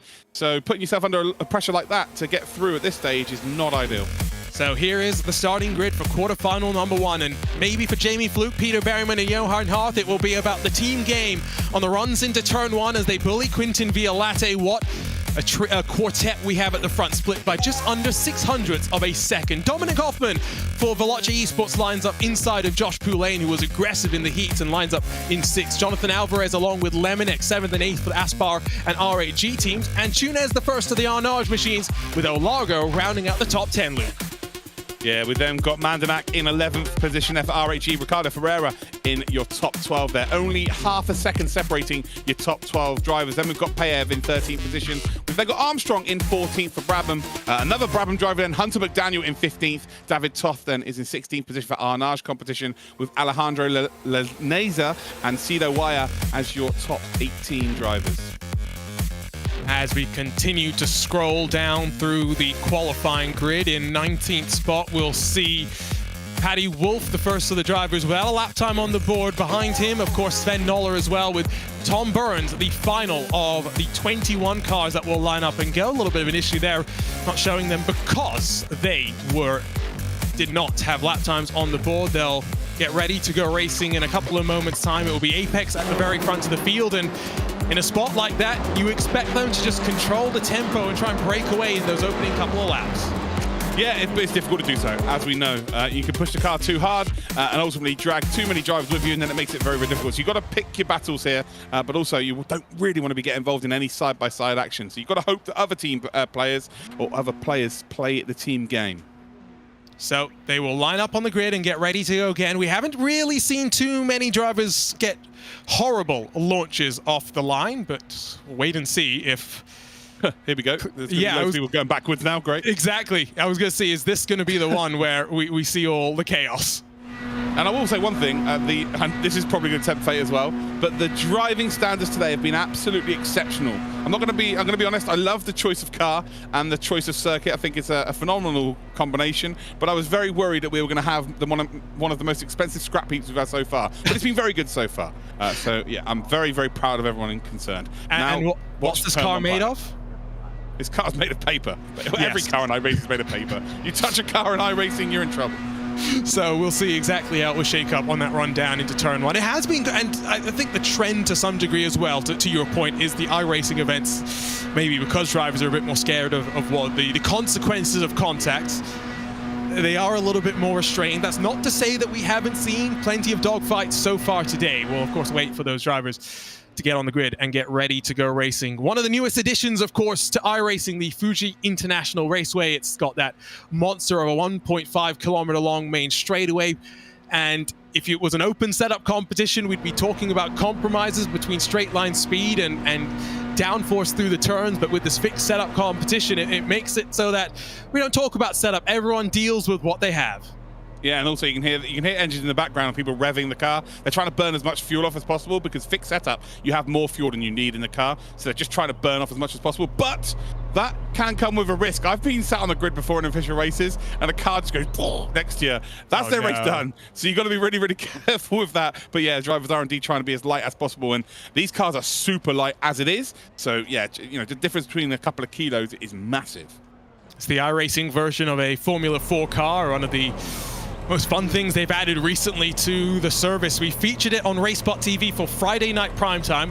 Now that Lewis is out of the commentary booth, I can finally throw this in here. We featured a lot of Lewis McLeod crashing Formula 4 cars, so I highly recommend you go to RaceSpot TV and you scroll through last season's Friday night primetime. 30 seconds to go before the engines will build and we'll get ready to go racing. Of course, looking good for Apex. RAG are up in the mix as well. Aspar looking strong in qualifying. Only 3 teams will advance to the semi-finals. Yeah, I think it's going to be the team game here. That's what's going to make the biggest impact here, using your teammates. And I think you'll find that teammates will try and split the pack as well. The third driver may try and slow down a pack behind so that then their 2 drivers can get ahead. Apex are going to be the prime example for that. They're the best, realistically, at using their team drivers, I guess. Well, here we go then. The engines suddenly quiet down as they stop burning fuel. They rise once more for quarterfinal number 1 in the ERL Fall Cup, round 1 on iRacing. Again, a great start from pole position as JB Fluke drops the throttle and launches into the lead, gives his teammate the draft crucially as well as the Apex Racing team try and bully Quintin Violate out of the front 2 spots through the field. Turn 1. Nice and tidy as we go 3 wide almost for second spot, but the field of 21 now dives to the middle of the track. Yeah, Hoffman with a massive job here because his two Veloce teammates are right at the back there, and actually genuinely right at the back here as Nola actually makes up her position. So Hoffman has to have a big performance. Apex team looks so strong as it stands, and then everyone else is kind of split. R8G have got a couple of drivers up at the front end of the grid here, but it's all open for that third spot as it stands. Seen a couple of cars have some issues as we went through that middle sector, but it's still quite down at the front as they try and single file and break away. Like we've seen through the heats, maybe a move for second, plenty of argy-bargy there, maybe Hoffman involved with that one. Poulain side by side with Lemonek in front of them. Hearth trying to fend off the Veloce entry of Hoffman, and you're right that the weight of expectation will be on Hoffman. Neller and Wolf already though, up to 17th and 18th in what is now a 7-lap estimated race. Will there be opportunities for Veloce to continue climbing their way forward? Lemonek able to hold on for now as side-by-side Ferreira fights with Olago as Arnard try and climb into the top 10. Yeah, it's not a case of will they, it's a case of they have to. Veloce have to move their way up the order because, you know, R8G have got themselves a couple of drivers up there, and Apex are already looking really good here. Arnage have got 2 drivers ahead of, you know, the bottom 2 drivers of Veloce. So really it's Hoffman having so much weight on his shoulders here as we head then Jimmy Antunes down that long straight here to start lap number 2. P8 now chasing down Lemonek as Lemonek now is having a very defensive Poulain. Now he switches up to the inside. Is there the potential for a move up the inside? There is the potential. I think he's about to get that done as well. Violate is taking the lead as Ricardo Ferreira for Arnage competition hits pit road. So now they've got no backup. David Toth has got to find his way forward as he fights with Noller for Veloce. Now into the top 15. Plenty making up ground as Wolf has been able to go through as well. So watch Veloce as they continue to look strong. Of course, Apex Racing Team, 2nd through 4th, odds on to qualify right now. RAG, 1st as well as 7th, looking good. It's all about that 3rd spot as we'll take a look at the VCO Esports replay coming out of the final corner. There's Ferreira halfway in the air, lucky not to go over. Yeah, and you know, the biggest thing about that is luckily the comeback on track no problem, but the momentum they would have lost, the positions they would have lost by the time they get down to turn number 1 would have been massive. But as it stands, Violate looking really good. Fluke Berryman at half, 1, 2, 3, or 2, 3, 4, I guess we should say. Then you got Hoffman. Hoffman should be getting the comms now in his ear, going, do you know what? Hold your position here. Don't do anything silly. We need you to be at least a P5, and you know he's got to then rely on the other 2 to do the job. But they are right now. They've gone from the back of the grid, already up 8 and 7 positions respectively. So Veloce are on the charge. So here we go again, down the main straight. Hearth in danger of being dropped now. See how close it is going to be as he'll battle with the likes of Hoffman and Poulain. Again, Violate leads at the front. Working on to lap 3 of 7. Again, we add 1 lap relative to the heats. We'll shorten them by the time we get to the end. Never trust Lewis McLeod's math. However, Apex Racing Team, RAG, and Veloce right now the top 3. Aspar Esports 2 points behind Veloce. That is the battle to be tracking. Yeah, they just need to find themselves a couple of extra spots here. Hoffman, though, has just dropped down one. So Poulain in the Fordzilla car has moved up to the top 5. He in a very similar boat here to Hoffman. Has to make moves as soon as he possibly can and hope that a couple of his drivers, like Payev, for instance, who's currently 7 seconds off of the lead, so not a million miles away, he has to start making up positions. So no fighting at the front. Fluke and Berryman know the task at hand, of course. Here, though, is Poulain and Hoffman fighting for crucial track position as they run right now. They have just 1 car in front and then clean air because the draft has well and truly been broken. Arnage, another one of the teams fighting. It's only Brabham right now on the very outsides looking in. Everyone else still in the mix is side by side through the chicane. It will be Poulain who forces Hoffman off the road. Oh, that's brilliant there from Poulain. I think he had the job done there, and actually Hoffman just kept his nose in when it shouldn't have been there. Ultimately, with cars being that close behind you, you've got really not much choice but to keep your nose in. Ultimately lost a position to, well, he's lost a couple of spots now, hasn't he? Lemonek now goes through, and Antunes as well. So Veloce now starting to move a little bit further backwards. Poulain up to that top 5, really nice move. Here's a look on board with James Armstrong in the Brabham Esports entry. The only one of their cars fighting to try and get into the top 10 as we watch Mandanok trying maybe a bit of a side draft there on Alvarez down the main straight. Trying to also cut back in and crucially trying to get a toe and then blocking James Armstrong, a little aggressive for the lead. They go side by side as well as Jamie Fluke looks to the outside and then backs out of that one, trying to maybe set up the up and under. Violate's wise to it though, too wide, too deep further back. Yeah, there's no real... Oh, there's a bit of contact there in the background. Not too sure exactly who that was. It was Olago, I think, actually dropped a bit further back. That now gives the Veloce driver a ball for position. Nola potentially going to take full advantage of that as well. But the Apex team do not need to do anything here right now. Violate P1, great for him, but RAG are still under a lot of pressure. They've got Lemonek, they've got Mandanak, both in the pack with Hoffman and Tunes, Armstrong, Alvarez. Like, there's a very close pack there. Apex are P2, P3, P4. Do not do anything too silly here and just get yourself safe passage through to the semi-finals. RAG have safety in numbers at the very least, with all three of their cars being in the top 10. Lewis continues to do the math. Arnage and Veloce now tied on points. Veloce would lose the tiebreaker because Antunes has the superior track position. So now what for Antunes to try and hold on to 6, not just because of the track position, he needs the points as well. Wow, yes, Arnage looking very, very strong here. And, well, with Toff as well coming through. Toff, very much an open wheel specialist in iRacing as well, so don't count him out to make up a lot more positions here. Olago went off the circuit on their own, we're being told as well, but that was Mike Yao that told us that, so take that with a pinch of salt. But he did hit a sausage curb, so it might be a case there's a bit of damage there, which could help David Toff gain another position. We'll have to wait and see. Here's the draft, and Tunes maybe an opportunity to leapfrog into 4th, 2 in 1, and we'll make it 3 wide as they come all the way to the line. We've seen drag races to the checkered. Antunes goes 3 wide as they're 3 wide for the lead as well, but focus on Antunes because he's got to hold on to this spot. He'll switch it back and try and cut through. It'll be Poulain that will run wide and give an opportunity for Antunes to look to the outside. Yeah, any normal race there, Antunes does the switch back. Oh, my it's word. done relatively easily. There's no way you're going through the kink here, side by side with 3 of you. But yeah, any other race there, Antunes makes the move and he actually at least gets side by side. But everybody's so good at getting that throttle and getting that power down early that ultimately none of them made a mistake. But look at this, look how cool he looks there. Cool, calm and calculated, running then towards the left-hander. Still side by side. We'll use the curbing on the outside as well. There's now a Brabham Esports car gets involved here too. Swiss ice in the veins of Jimmy Antunes, who now is alongside and in front of Poulain as they'll come into the chicane. 3 to go. He'll look to the outside, crucially maybe trying to secure the position and slot in behind Hearth. He gets a bit sideways. Hearth deep into the braking zone. All sorts of mistakes going on. Lemonek bouts out of that one. Doesn't want to come into contact with his teammate. It's caused chaos as Hoffman to the inside. Yeah, Hoffman now, well, he's now around the outside, so as soon as he makes a position up, he loses it as well. Alvarez and Olago now trying to come through here, and ultimately a couple of these drivers could make up 5 or 6 positions in one lap if there's a massive kerfuffle, which could really put the cat amongst the pigeons, if you like. Apex looking good, RAG looking really good. Lemonek there, ahead of his years in terms of maturity, because he backed out of that situation where he could have been involved there. There could have been an incident, gives their team penalty points, and then they could be out of the hunt.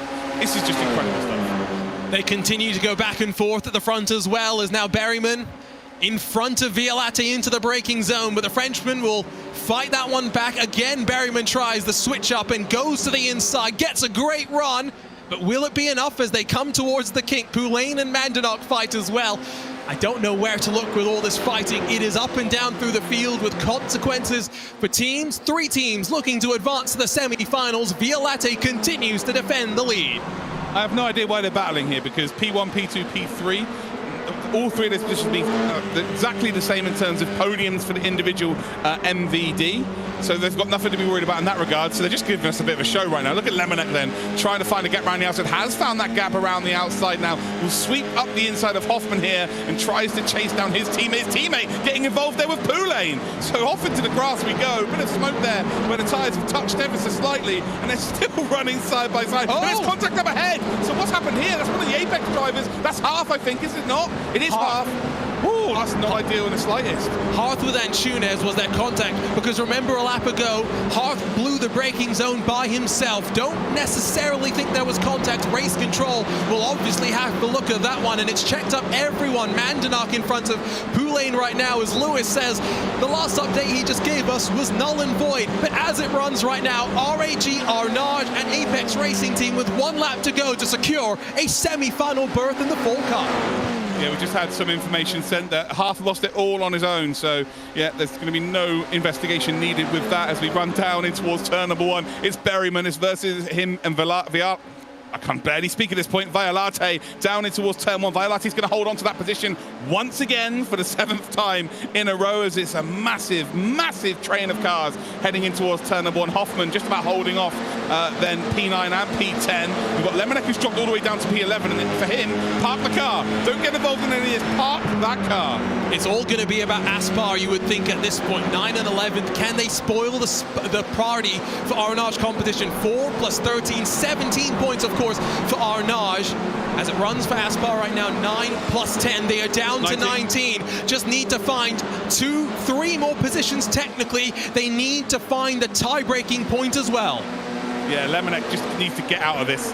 Doesn't need to be causing his team any potential penalties here, and it won't necessarily be his fault. As we see a mistake there. Oh, that's a mistake from the leader there. Violate then drops down into P2. Berryman says thank you very much then. As we come through the final few corners, Apex have battled and battled and battled. They've not needed to do so, but right now they're P1 and P3. It's not really going to matter in terms of points, even for RAG, whether Violate finishes 1st or 3rd. Again, the questions are still around Arnage versus Aspar and potentially Veloce. Up through the final corner, though, for the Apex Racing team. The pace is there. It's going to be about luck once we get, hopefully, not just to the semi-finals, but to the finals itself, as Peter Berryman will lead the charge for the Corby crew to semi-finals in ERL Fall Cup. A drag race to the line as well, and Tunes trying to hold off Poulain, who might even have a nose in front. My word, break the camera out, because Josh Poulain, I think, has just ripped 5th from Jimmy Antunes. Yeah, I think he might have grabbed that. I think Antunes might have lost 2 positions there. And then I think P9, Alvarez and Olago may have gained an extra spot as well. So I have no idea what the point system is going to be right now, or who's going to go through. I think it's 1 point swing as it stands. But maybe, I think Antunes may have just held on. 300ths, according to my timing screen. Poulain loses out to Antunes, and then a further 500ths to Valentin Mandanok. The location of the line has been so crucial on so many times. We'll wait for the final drivers to come across the line before we get the race results and confirmation up for you. A look at how close it was. Oh, wow, that is super close, isn't it? We're going to see that all throughout the day, to be honest. We've seen it in race number 1, and now we've seen it in race number 4. I'm sure we're going to see that all the way through to the finals. So the final car streaks across the line. We grab a look at your race results for quarterfinal number 1, with Peter Berryman leading the Apex Racing Team trio at the front of the field. Only Quintin Violate able to tango. He grabs 2nd in front of Jamie Fluke, with Johan Harth able at the very end after a self-inflicted mistake, able to hold on to 4th. Jimmy Antunes will be sighing a breath of relief. Should be enough for Arnage competition to advance. In 5th spot for him with Team Fordzilla, as well as RAG fighting all the way to the line. Dominic Hoffman had a great charge up through the field, or rather slid backwards rather. His teammates were able to try and back him up, just not enough for them. Alvarez Olago for Aspar Esports will bow out as well in the quarterfinals. RAG in 11th with Veloce 12th, Toth, Noller, McDaniels, Pave, Sidewire, as well as James Armstrong for Brabham Esports will be slightly disappointed with that one. The final car on the lead lap will be the Aspar Esports number 19 with Tom Burns for Fordzilla in 20th. Final car in the field, Ricardo Ferreira. We saw the contact through the final corner for him. Ignore those red line cars. They're up on the docket for quarterfinal number 2. We'll bring back in Lewis McLeod. And Lewis, my word, that one was tough. And I thank you for doing all the math for us, because hopefully you got it right. Yeah, every single time I posted anything, it was null and void straight away, almost immediately, because there were so many position switches in that. Such a tight fight. It's kind of one of those ones where, outside of those that were a bit more secure, between, of course, Apex and RHG, outside of those, kind of let your drivers do the thing. If you're a race engineer or whatever, you almost can't do anything about it. You know the points are tight. It is literally 1 or 2 points between it. Veloce, I think, picking up a penalty point and they're dropping a couple points off of that fight. It was so incredibly tight there. I mean, yeah, I don't know how you deal with those nerves as a driver. Incredible. Getting word there will be a penalty point coming down, so we'll wait to get the final confirmation that those 3 teams will advance on forward. But Luke, I mean, your first time shouting over the craziness, I mean, it's hard to know where to look, because it's seemingly everywhere. Yeah, and I treat every race like a puzzle and try to put the pieces together and try and figure out what's going to happen near the end, and it's almost impossible with this track, with these cars. I will say it was very obvious that like Lemonet's not raced in this series before, because if that was anyone else, I think they just chuck themselves out of the race and don't get involved there, and RAG will definitely be saying, yeah, might have not been worth being running side by side for the majority of that race, but RAG looked really, really good, didn't they? So did Apex, and well, it remains to be seen who goes through in third spot. But I just don't think you can predict anything, especially as we get to the semi-finals. We are going to have an unbelievable, it's just going to be a train of cars, right? And then the odd change of position where people do take chances. It's going to be ridiculous. Confirmation that results are official. Apex Racing Team, RAG and Arnage competition will move forward. It was 1 point that split Arnage from Aspar Esports. There was a penalty point, Lewis, that came down for Veloce, though. Yeah, so we were kind of expecting from Reg that we're going to deal with something. When it's a race like that, when it's that close, it is incredible. And this goes back to the point that Luke was saying earlier. It's absolutely incredible that, considering how harsh race control are and how much they're on it, the fact that you have a race that's that close for that long and there is only 1 penalty point, the level of this field is so high, and they're putting on a show which is worthy not only of us in the commentary booth and all those that are working behind the scenes, but every single person watching. So incredible when you get racing that's at that quality with that much respect. Luke, you can't really get mad at Veloce either, to be honest, because they both bottled qualifying, so they're right at the back, and they're obviously a lot quicker than where they were on the grid, so they had to take chances. To only get 1 penalty point, like in the nature of this race, is quite incredible. And the fact that we were actually talking about them potentially getting through, wow, you know, it's maybe a missed opportunity moving forward. Luke, you've been a big advocate for this format since we started with the ERL. How much fun have you been having now that we've really got teams that understand how to approach these competitions? Like you say, we're starting to figure out what we think drivers should be doing as well. Yeah, 100%. Again, it's one of those competitions where people are going to have to find the meta of getting the victory. It's not necessarily going to be about, I think, especially today, it's not necessarily going to be about that fastest driver or the fastest team that goes out and wins. It's going to be about how clever you can be in these races and take the chances when they come. But also, we've seen, you know, when cars decide to battle side by side with each other, they can split the pack, which means they've got zero chance of catching up to a group of, you know, 2, 3, 4, 5 cars at the front. The further we move on, that one driver in each team is going to go, do you know what? I'm going to just completely throw my race away here by slowing the guys behind so my team can advance through, and then I can get through further into this competition myself. Lewis, of course, we're coming up to the winter endurance season on iRacing, and that means plenty around the VCO community going on. The Ivor Endurance Series, Club Sports Series, and the GT Sprint Series will all be getting underway, as well as the 24-hour Esports Championship this coming weekend. All of that action live, twitch.tv/VCO Esports. But let's not forget that we got 2 more VCO Grand Slams as well, where Radio Show Limited will team up with our team at RaceSpot to put on uninterrupted coverage of the iRacing Petit Le Mans, and for the 2nd year, the iRacing 10 Hours of Suzuka. Yeah, the 10 Hours of Suzuka is always a bit of an exciting one, but Petit Le Mans is between those two, that's the one you got to target. It's always one that has history in motorsport and stuff, and kind of replicating that in the sim racing world. I mean, let's be honest, Road Atlanta. I know you rate it as number 2 on your list, number 2 or number 3. I can't remember where it involves on your list. Number 3, sorry, yeah, Nordschleifer's number 2 now, apparently. He's changed his list all the time. It's an incredible racetrack, proper roller coaster, a real throwback to the history of motorsport. And when you get to race it in sim racing, it just has that class level of feel, and obviously being able to take part in it with a couple of mates. I mean, I know that I kind of want to do it. Certainly wouldn't team up with you, though, Gina. I mean, after the last time we teamed up in endurance racing.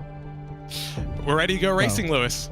We certainly are. Of course, quarterfinal 1, complete 3 already going through. Who's going to join them? I think you two got a bit of work to do. Take it away. We've gotten rid of Lewis McLeod. Luke and myself are both in agreement. The Indianapolis Motor Speedway is the greatest track in the world. But let's take a look at the starting grid, and it's a red line lockout of the front 3 spots, with Patrick Holtzman punching his way to pole position. Alongside will be Enzo Benito, a full 10th off the pace. Chris Lallam in 3rd, with Ryan Barneveld alongside. Leo Racing and Ballas Esports, the partnership continues to bear fruit, with Bernardini starting inside of Bill Denez, with the Zebras lining up strong. 2 cars in those front 3 rows. Elvis Rankin, 7th for him, with Alexander Spetz alongside, with Castellani and Enric Andre completing the top 10, Luke. Yeah, but then we've got Ben Fuller in 11th position. We've got Timo Milikangas in 12th position for Race Clutch. And then we've got Milniak in 13th position for Unicorns of Love. Triton Racing, Dominic Blyer in 14th position, with Sarika for Williams Esports, alongside Dominic Korshevin, who's racing for the Leo Racing Balash Esports team. Then we've got Gregor Schill for BS Competition and Michael Romanidis for Williams Esports. Not the easiest qualifying session for Williams, that's for sure. Jersey Glack in 19th with Tom Burns alongside, a struggle for him as well. No Jack 21st, and again, we'll continue to make those racing driver excuses for Colin Spork, who has been insistent that he has been turning his focus in the build-up to this one elsewhere, of course, getting ready for the Le Mans Virtual Series season opener, the 8 Hours of Bahrain. This coming weekend, 40-odd seconds before these drivers get underway. Redline looked great. BS Competition also looking good. We were talking about Williams being quietly up there. They've got now the pressure, though, to deliver. Yeah, 100%. This is that. You know, it's either do well here or bust. It's pretty much as simple as that. Watch out for Balash, though. That new partnership, they look really good today. Yeah, they have really been looking good. So as well did P1 Esports and John Alacy, maybe not getting the results, the pace they showed warranted, but these sort of races, they're not always about out-and-out pace, sometimes being smart and consistent, as we've seen from the likes of Team Redline, will get you to the front. We'll say goodbye to a handful more teams. 3 will advance to the semi-finals as quarterfinal number 2 gets ready to get underway from the Fuji International Speedway. The engines build. It's a long hold, and we go racing. A great start from the Redline trio at the front of the field. Not so good from Barneveld. Dinez, though, able to slot into line, dropping Bernardini as they plunge down into turn 1. Elvis Rankin takes it all the way to the inside and will make it 4 wide. Might even get into the top 5. Shoves 1 and 2 BS Competitions cars around. It was aggressive from Rankin, but he knew what he had to do. Yeah, he did. It was very aggressive. I think he might be in a little bit of trouble there. I tell you what was clever there from the Balash team. They're currently running in P4 now, and it was 4 wide, and they just got straight out of it. And they're like, nope, not getting involved in this. Then the melee happened. They get through, gain some spots. Very clever driver. There's another BS competition car off the circuits. Gregor Schill then, who's driving backwards here. It's a pretty impressive recovery, to be fair, but we'll be right down the back of the order. Of course, Schill more familiar with Assetto Corsa Competizione, but now with 2 issues for the BS plus Zebras, it's going to be an uphill challenge, almost contact there for the 255 of Ben Fuller as he almost ran into the back of Castellani. Milnek as well for the Unicorns of Love in this gaggle as they try and work their way forward. Plenty of fighting gear. It's allowing, again, the top 5 to potentially break away. Elvis Rankin loops it at the chicane. The pressure now onto Fuller and Milnek for the Unicorns of Love. Yeah, it certainly is. And race clutch looks so good here. But look at Balash, P4, P8. So they're looking like the second best side out of everybody here. Spets. And then the next driver for them is Sarika. Dinez around. And Dinez is around here. So BS competition going from bad to worse then for the Zebras. And well, as you look at it here, the one team that is just looking in their rearview mirror thinking, well, is there actually a race going on with anyone else? Is the Team Redline driver. 6 tenths between the 3 of them. 1.2 then for the rest of the field. BS Competition 18th, 20th and 21st out of 21 cars. It's done for them, unfortunately. Dinez back to pit road as well. More cars will enter pit lane with damage. Barneveld and Sport for the Unicorns, for Race Clutch and BS Competition, and then the Elvis Rankin Unicorns of Love car comes on down. So many changes for this Fall Cup. We will try and figure it all out. Williams, though, with Spets in 5th, Sarika not far away from the top 10. It's not looking too bad for them. Yeah, I think they might be the team to beat here outside of Race Clutch and indeed, well, Balash, esports driver, Korshevin is off the circuit there. I'm not too sure who else they were involved in, but it did look like it was a white and blue car, so it can only be 2. It can only be Williams or it can only be BS Competition. It was Romanidis. Yes, the F1 esports driver who spun it around. We've seen him across of some platforms as well. It's been good to see the adaptability of not just the likes of Benito, Romanidis as well. Both have F1 esports in their background. I wonder if that is something we can talk to them a little bit more about. Redline unable to fully break the draft train as a bit of a mistake there for Ben Fuller through the chicane. Will drop him behind the duo for Triton Racing. His car's dead. No, his car hit something. That was an intentional get out of the way there for sure. We'll see if he pulls down to pit road. If he does, again now, just like for BS Competition, it would be over for that Unicorns of Love and Apex Racing team partnership, and they will be slightly frustrated with Rankin and, you know, Fuller making up part of their 5-man roster. They would have expected iRacing to be stronger. Fuller's not going right. I'm wondering why he's electing to stay out on track, maybe thinking he can pick up the pieces if some others come into stride. Well, I think you're not going to lose. You're going to lose more time coming into the pits regardless. If you've only got a little bit of damage, yeah, you might be slow in a straight line, but you've got to assume that there's going to be some issues. By the way, the red line has been caught now. Bernardini now and Spets. And if Bernardini could grab an extra couple of positions, so could Spets as well. Spets could be putting Race Clutch under a lot of pressure because actually, as it stands, Balash are now ahead of Race Clutch on points and with that extra position of being the lead car.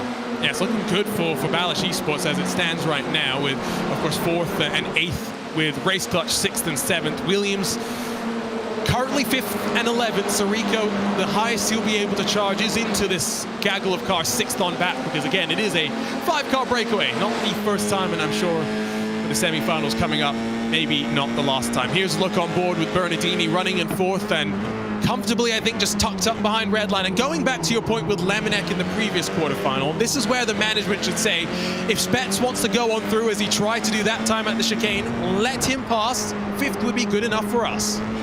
Yeah, I would 100% agree there, but this is where Balash have really come undone. Their temperament on the race circuit, and I mean no disrespect by this, but their aggressive nature and the amount of times they've been in positions to maybe go through to a further position in the championship, but then ultimately end up off the circuit or get involved in something they shouldn't have done.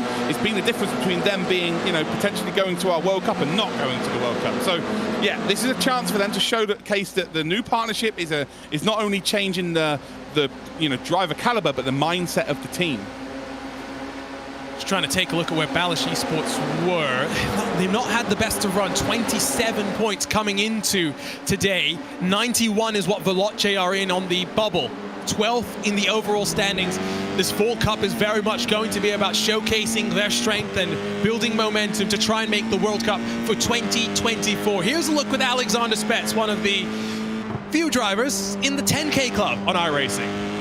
Yeah, there's only 4, isn't there? I think Moritz Lohner is the latest one to join that club recently. So I think Gustavo Ariel is there as well. Josh Rogers is not anymore. Beneke, of course, as well. But it does seem as though we are getting a few more drivers joining the fun. Yeah, I'll be there, never, so that's fine. I'm cool. I'm cool with running around about 2K. That's good enough for me. I will say one thing here, a massive opportunity for Spets, because if he can get ahead of Bernardini, they're not off the pace of the front 3. So Spets can still go forward here and gain an extra couple of spots with that slipstream. But he needs some help from his teammate. He needs Sirica to make things happen, although that is absolutely going to help Williams because that is a position lost there by Castellani. So now it becomes 1 point swinging closer to Williams, but it's going to take a bit more of a drastic swing. Already halfway through this race, coming to 3 laps to go at Fuji for this second of our quarterfinals. 3 teams already locked in, with the Apex Racing team dominant in quarterfinal number 1. Expectations for many, including myself, were it is going to be a final where it's the Apex Racing team versus Team Redline. We don't really have a benchmark to say which team is going to be more dominant, though, to be completely fair. I don't think it matters. I really do not think it matters in this with this car and this track. It is going to be all about positioning yourself in a position to take advantage of that final corner down towards that start-finish line.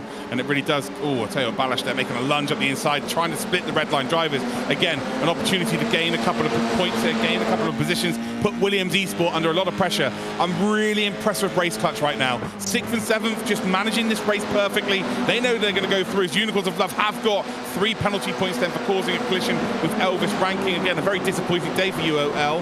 They've purposely gone out there and gained a couple of drivers to perform better on iRacing. It's really not coming to fruition, so it puts the pressure on them being still the best team on ACC. But back to what we're seeing right now, Balash doing a really nice job here, but Spets for the Williams team has followed him through here. Still the pressure then on Sirica, still in 11th, has made no inroads on Castellani, at least for the time being. The lunge offered by Spets into the chicane as Lullen makes a mistake, will back Bernardini further up into the clutches of Spets, who thinks about setting up a move towards the penultimate couple of corners, but with Lullen making that mistake, now you wonder if that car on back will have increased momentum as they close on Benito into turn number 1. Yeah, you absolutely know that Bernardini is going to go for it if he gets the opportunity, but it doesn't matter because there's an absolute send here by Spets. Spets Spets trying to send Bernardini completely offline. They're going to be side by side. Really does give Lulham an opportunity to drive away. And I'm not sure that's the cleverest move there. I know he has to get ahead of the Balash Esports driver, but I think there's a better opportunity to do so as they head down towards turn number 1. Side by side, bit of smoke there being chucked up by them, touching down the start-finish straight, 1.5 kilometers long. And as you can see, the Williams Esports driver does get ahead, but does also give the opportunity for the Redline team just to drive away. Down through turn number 1 we will come, and Spets then has got the job done as they come through the right-hander. It is, yeah, Williams Esports up ahead, and well, Balash making a mistake there, which again could play into the hands here of Williams, as we see 3 wide in the background. Race Clutch have managed this superbly well, but Milika Gangas trying to get involved here as well. So 2 to go as Race Clutch continue to run well.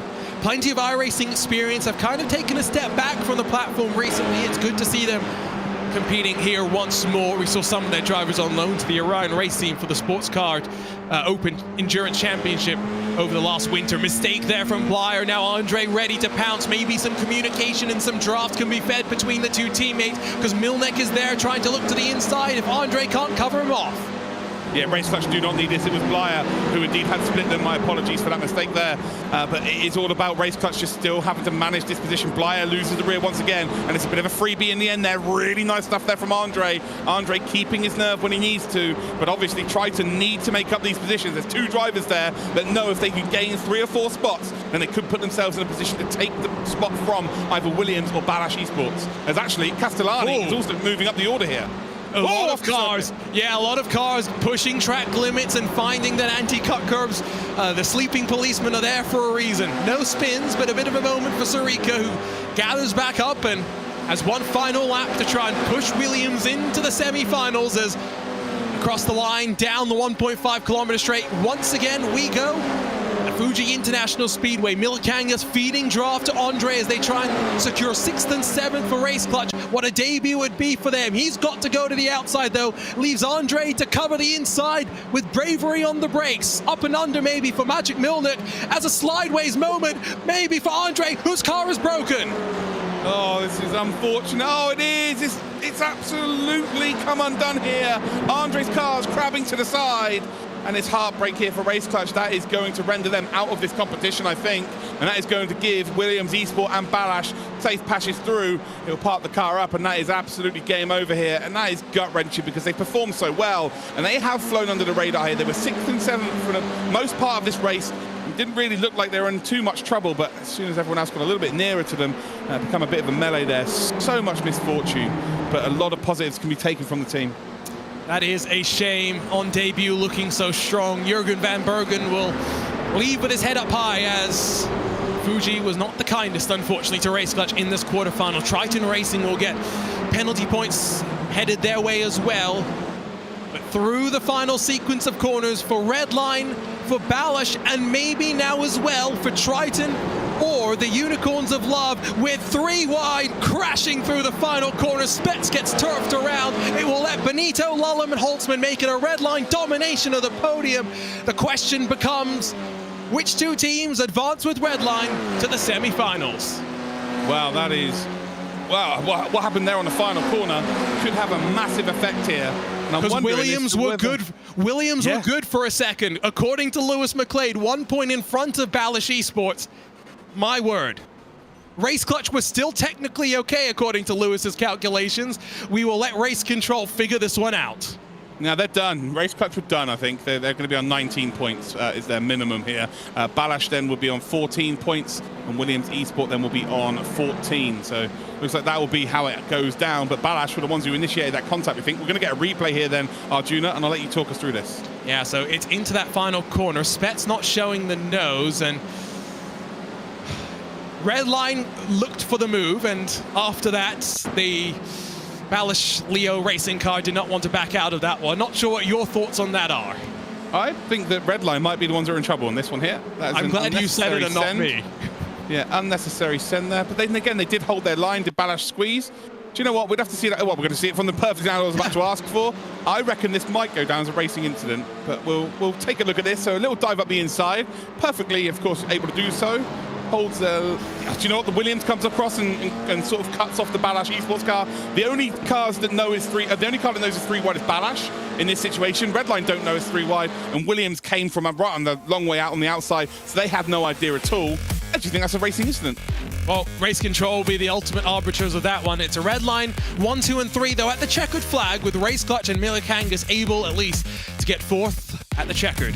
Bernardini for Leo Racing and Balash Esports will complete the top 5, with Triton, Unicorns of Love, Williams, Leo Racing, and Balash, as well as another Triton car, completing the top 10 positions. It might be close between Williams and the other couple of teams, pending penalty points, of course, that we saw come down. Williams Esports 11th, with Ben Fuller for the Unicorns of Love 12th, Nojat for the Triton Racing Team 13th. A struggle for BS Competition. Andre drops to 15th on the final lap, with Spork, Romanidis, Rankin, Dinez, the top 20. Only 21 took to the track, and it was unfortunately the 3rd and final Leo Racing Balash Esports car that will round out the field.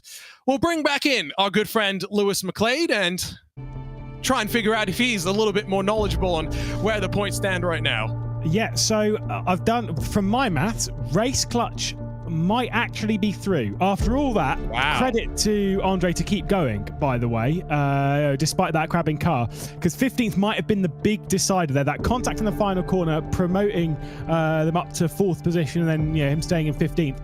That 19 points, it means that 3 teams, by my maths, without penalty points, 3 teams are on 19 points. You've got Williams Esports, you've got Race Clutch, and you've got Triton, and then of course it goes back to Countback, where it's the lowest position. Race Clutch had that 4th. That could be a very incredible story. It's the 3 points, though, for Triton, those penalty points, Luke, that are really the story there, right? Because without those penalty points, they're through. Yeah, 100%, but it's the nature of this car, it's the nature of this track. They were under a lot of pressure. They knew that they had not only Balash, they had Race Clutch ahead of them, they probably had Williams ahead of them. They had to force something, so they were taking chances, so I can't be mad at them, right? You want these drivers to indeed try and at least go through if they're out of position. It's just unfortunately how it went down. So we'll get confirmation in a few moments. I'm sure Race Control still trying to work through that final corner incident. The beauty, of course, of racing, I always say this, and it's especially pertinent given that Lewis is now working, of course, with the likes of Martin Haven for Le Mans Virtual, and Luke has just come off the DTM weekend at Spa. We have infinite camera angles. We can place cameras at will, and we can rewind it as many times as we like, Lewis. Yeah, I mean, I had a chat with the likes of Eduardo Freitas and stuff in Paris last year, just a couple of, throw that one out there, it's fine. But he was saying, like, sim racing stuff, doing race control and sim racing can be easier. Sometimes you get too much information, and there is such a thing, weirdly enough. But he was saying that in real world, sometimes you might get 1 camera, maybe 2 if you're lucky. Sometimes that might even be a locked off CCTV camera that you've seen from somewhere, and maybe an onboard if you're lucky. Whereas in sim racing, you can look at that and be like, I want to see this from up above. I want to see everyone's throttle and brake inputs. I want to see what they were doing on steering. I want to see if they were overcooking the corners. I want to see what they were doing comparatively 2 laps ago with their line. And you can really piece together who is actually at fault for an incident. And sometimes it is a little bit too much to kind of deliberate. It's not easy being in race control. We always need to respect them, even if you believe the decision's wrong. It's a thankless task. And of course, while we have this unique format for the regular rounds of the ERL, the Masters format is one that I think has really been ratcheting up the stakes, Luke, with the one-on-one nature of esports. Yeah, and we also do have the final chance, last chance. We're not having any more races after this chance. Qualifying race, which I love. But yeah, we have knockout going through 1v1, or team v team, should we say. And then all of the teams who don't quite make it through get their one big race, which is going to be absolutely bananas, especially if we do that at the World Cup as well, where it's all of them together in one place. It's going to be mad. And then it goes back to 1v1 again, and then a 1v1 final. So it's just so esports of a kind of format, which I think has a massive place within sim racing. Of course, you guys have been mentioning the Le Mans Virtual. Lewis has been working on that this weekend. I have a few friends racing in it, and yeah, it's great to mimic what we see in the real world, the 8-hour races. Everyone's interested in watching that, but there is a space for this as well, right? There are people out there that, well, but most of us now, who the millennials, don't have much of an attention span, so the bad races are short and the good races are amazing. That's how Andrew Colley would call it anyway. We had a chat, of course, with Jürgen van Bergen, team manager of Race Clutch, earlier on. We also sat down with Alex Simpson from the Apex Racing Team facility in Corby. They will have an open house on September 25th, where you can go and try the new Apex Racing simulators and all the VRS hardware, but lots of insights talking with Alex Simpson. So now live with Alex Simpson, team manager of the Apex Racing Team from the facility with the rigs behind him as well. And Alex, let's talk about the highlight for 2022 in the Apex Racing Team. Of course, the launch of the Apex Racing Sim Center. Your drivers moved in at the start of the year, and in a couple of weeks' time, on the 25th of September, anyone in the UK can come by and take a look. What's the process been like of building this out and finally being able to show it to the world? Yeah, hi guys, good to be here. Yeah, it's been a crazy journey, to be honest. There's been some highs, there's been some lows.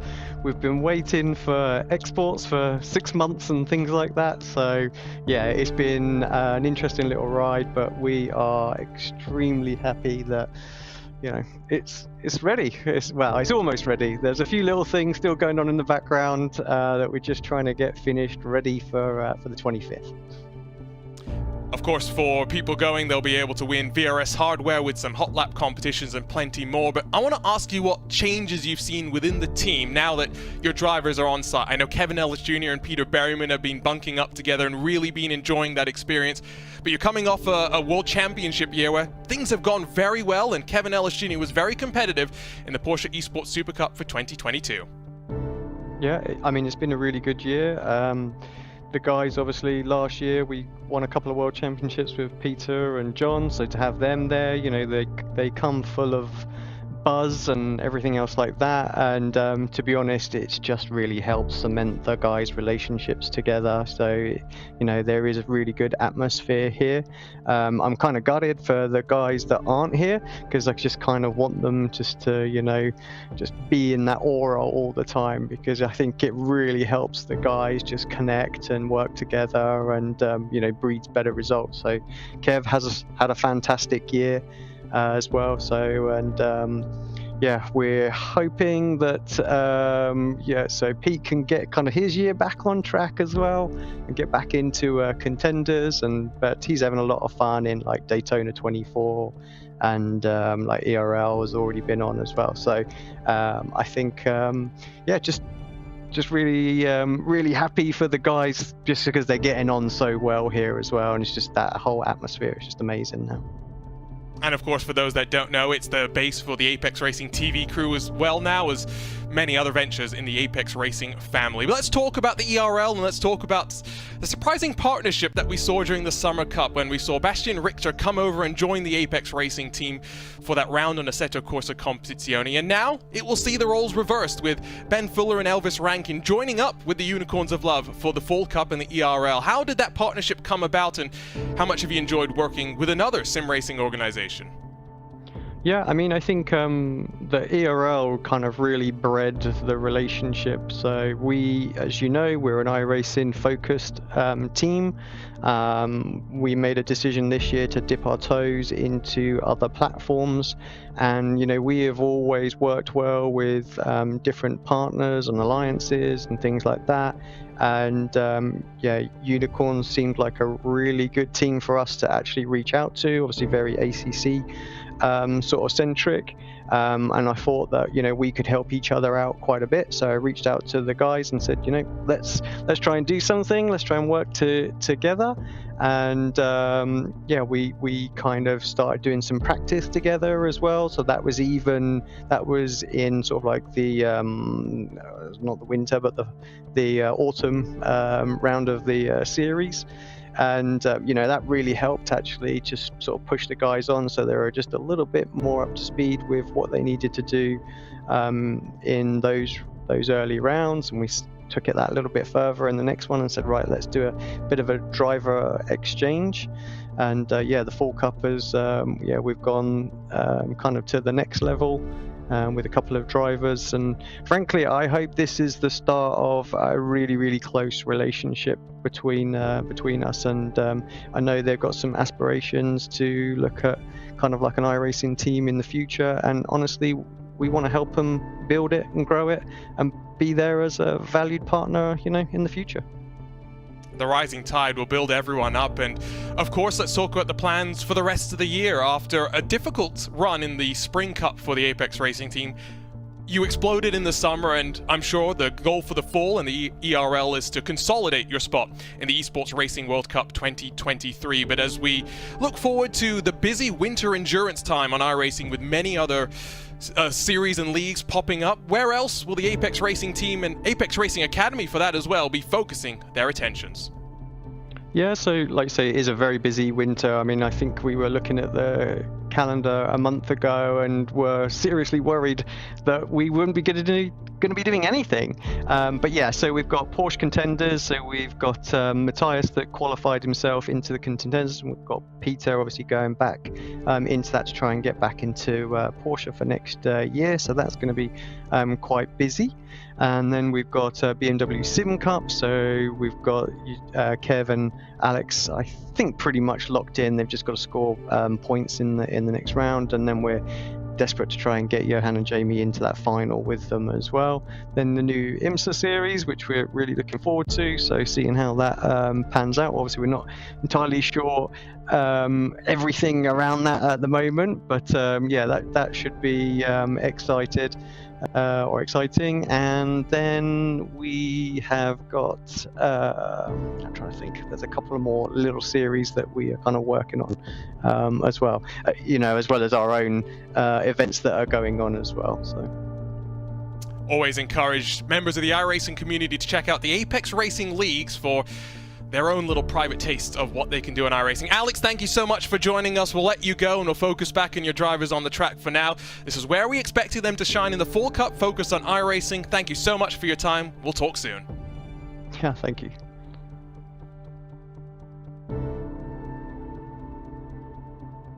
Nice little chat there, and it's not all just about racing. You had John Robertson, in the background, one of the many helpers at the Apex Racing team, but also a world champion here on iRacing. We're ready for the semifinals, and we have confirmed the results, and it was close, it was dramatic. On debut, Race Clutch will be going to the semifinals. Let's bring up the bracket and let's talk to you a little bit about it. We're in for a treat of a semifinal, Luke. Yeah, 100%. You've got to look at that and say Team Redline, R8G, and Apex Racing Team will be the favourites. But I think Balash, I think the likes of Race Clutch and Arnage have kind of not really showcased any outright pace, but have managed to get to the semi-finals, so they've got to be pretty good, right? But Race Clutch and Balash, I think they could spring a surprise here. They seem like, team-wise, especially Race Clutch, they're able to put themselves into a strong spot, and they're able to maintain those positions.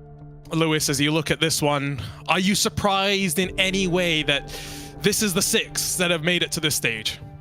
Not really. There were a couple of others, like from some of the early stuff that we saw, where maybe we would have expected them to go a little further. Veloce, Team Fordzilla being 2 of those, of course, getting involved in a couple of instances in their splits and whatever. Aspar also looked pretty strong through the day. Of these 6, though, I mean, I don't think we ever get too shocked by the 6 that get through into the semi-finals and all these, because of all of the teams that we have. Well, there's normally like 12 that we wouldn't be shocked to see at this point. So it's kind of like, oh, right, yeah. So we can just go back and see a couple that have been knocked out, BS Competition, Williams, etc. There is a lot that have been knocked out where it's kind of like, maybe they would have been. Of those 6, though, I think actually going through to the finals is a little bit trickier. Whilst we know that Apex and Redline will be potentially 2 of the stronger ones, look at the heat side of things and look at some of the stronger cars in there. Arnage Competition with a couple of really good results. Leo Racing Ballast, they've had a couple of good results as well. It's not as simple as they're the fastest, they'll go through. It's time for predictions. With qualifying underway, we got a couple of minutes before we go racing in the semi-finals. 7 laps on the agenda. It will be 5 when we get to the best of 3 finals. I'll go first because I'm not changing my tune. I've said this since we joined pre-broadcast. It will be the Apex Racing team versus Team Redline in the finals. I'll go to you first, Lewis. What do you think? I mean, it's the safest bet, isn't it? And so I'm going to call you out as being a wimp, because it is the safe one, being Apex and Redline. They are the 2 obvious favourites to go through. Very good in the platform. I'm going to spice it up. I'm still going to go with Apex. I think they're very, very strong. I just get the feeling that Redline might have a little bit of drama to pay for. I'm actually going to go Arnage Competition. I think they've got the pace. How about you, Luke? Well, I posted on Twitter this afternoon that it was going to be Redline and indeed Apex will be the top 2. But I genuinely think that Balash are going to provide a shock and they're going to make it to the final with Redline. What a partnership that would really turn out to be. We'll find out. Let us know in our chat as well, whether you're watching on YouTube or Twitch. Do remember, if you are an international viewer and want to experience VCO esports in your native language, do check out VCO YouTube. A couple of different language options available, with Portuguese returning for the Fall Cup. However, I am going to step aside, rest my voice, and let Luke and Lewis shout through what is bound to be a chaotic semi-final. We'll catch the end of qualifying. Let's head to the one and only semi-final.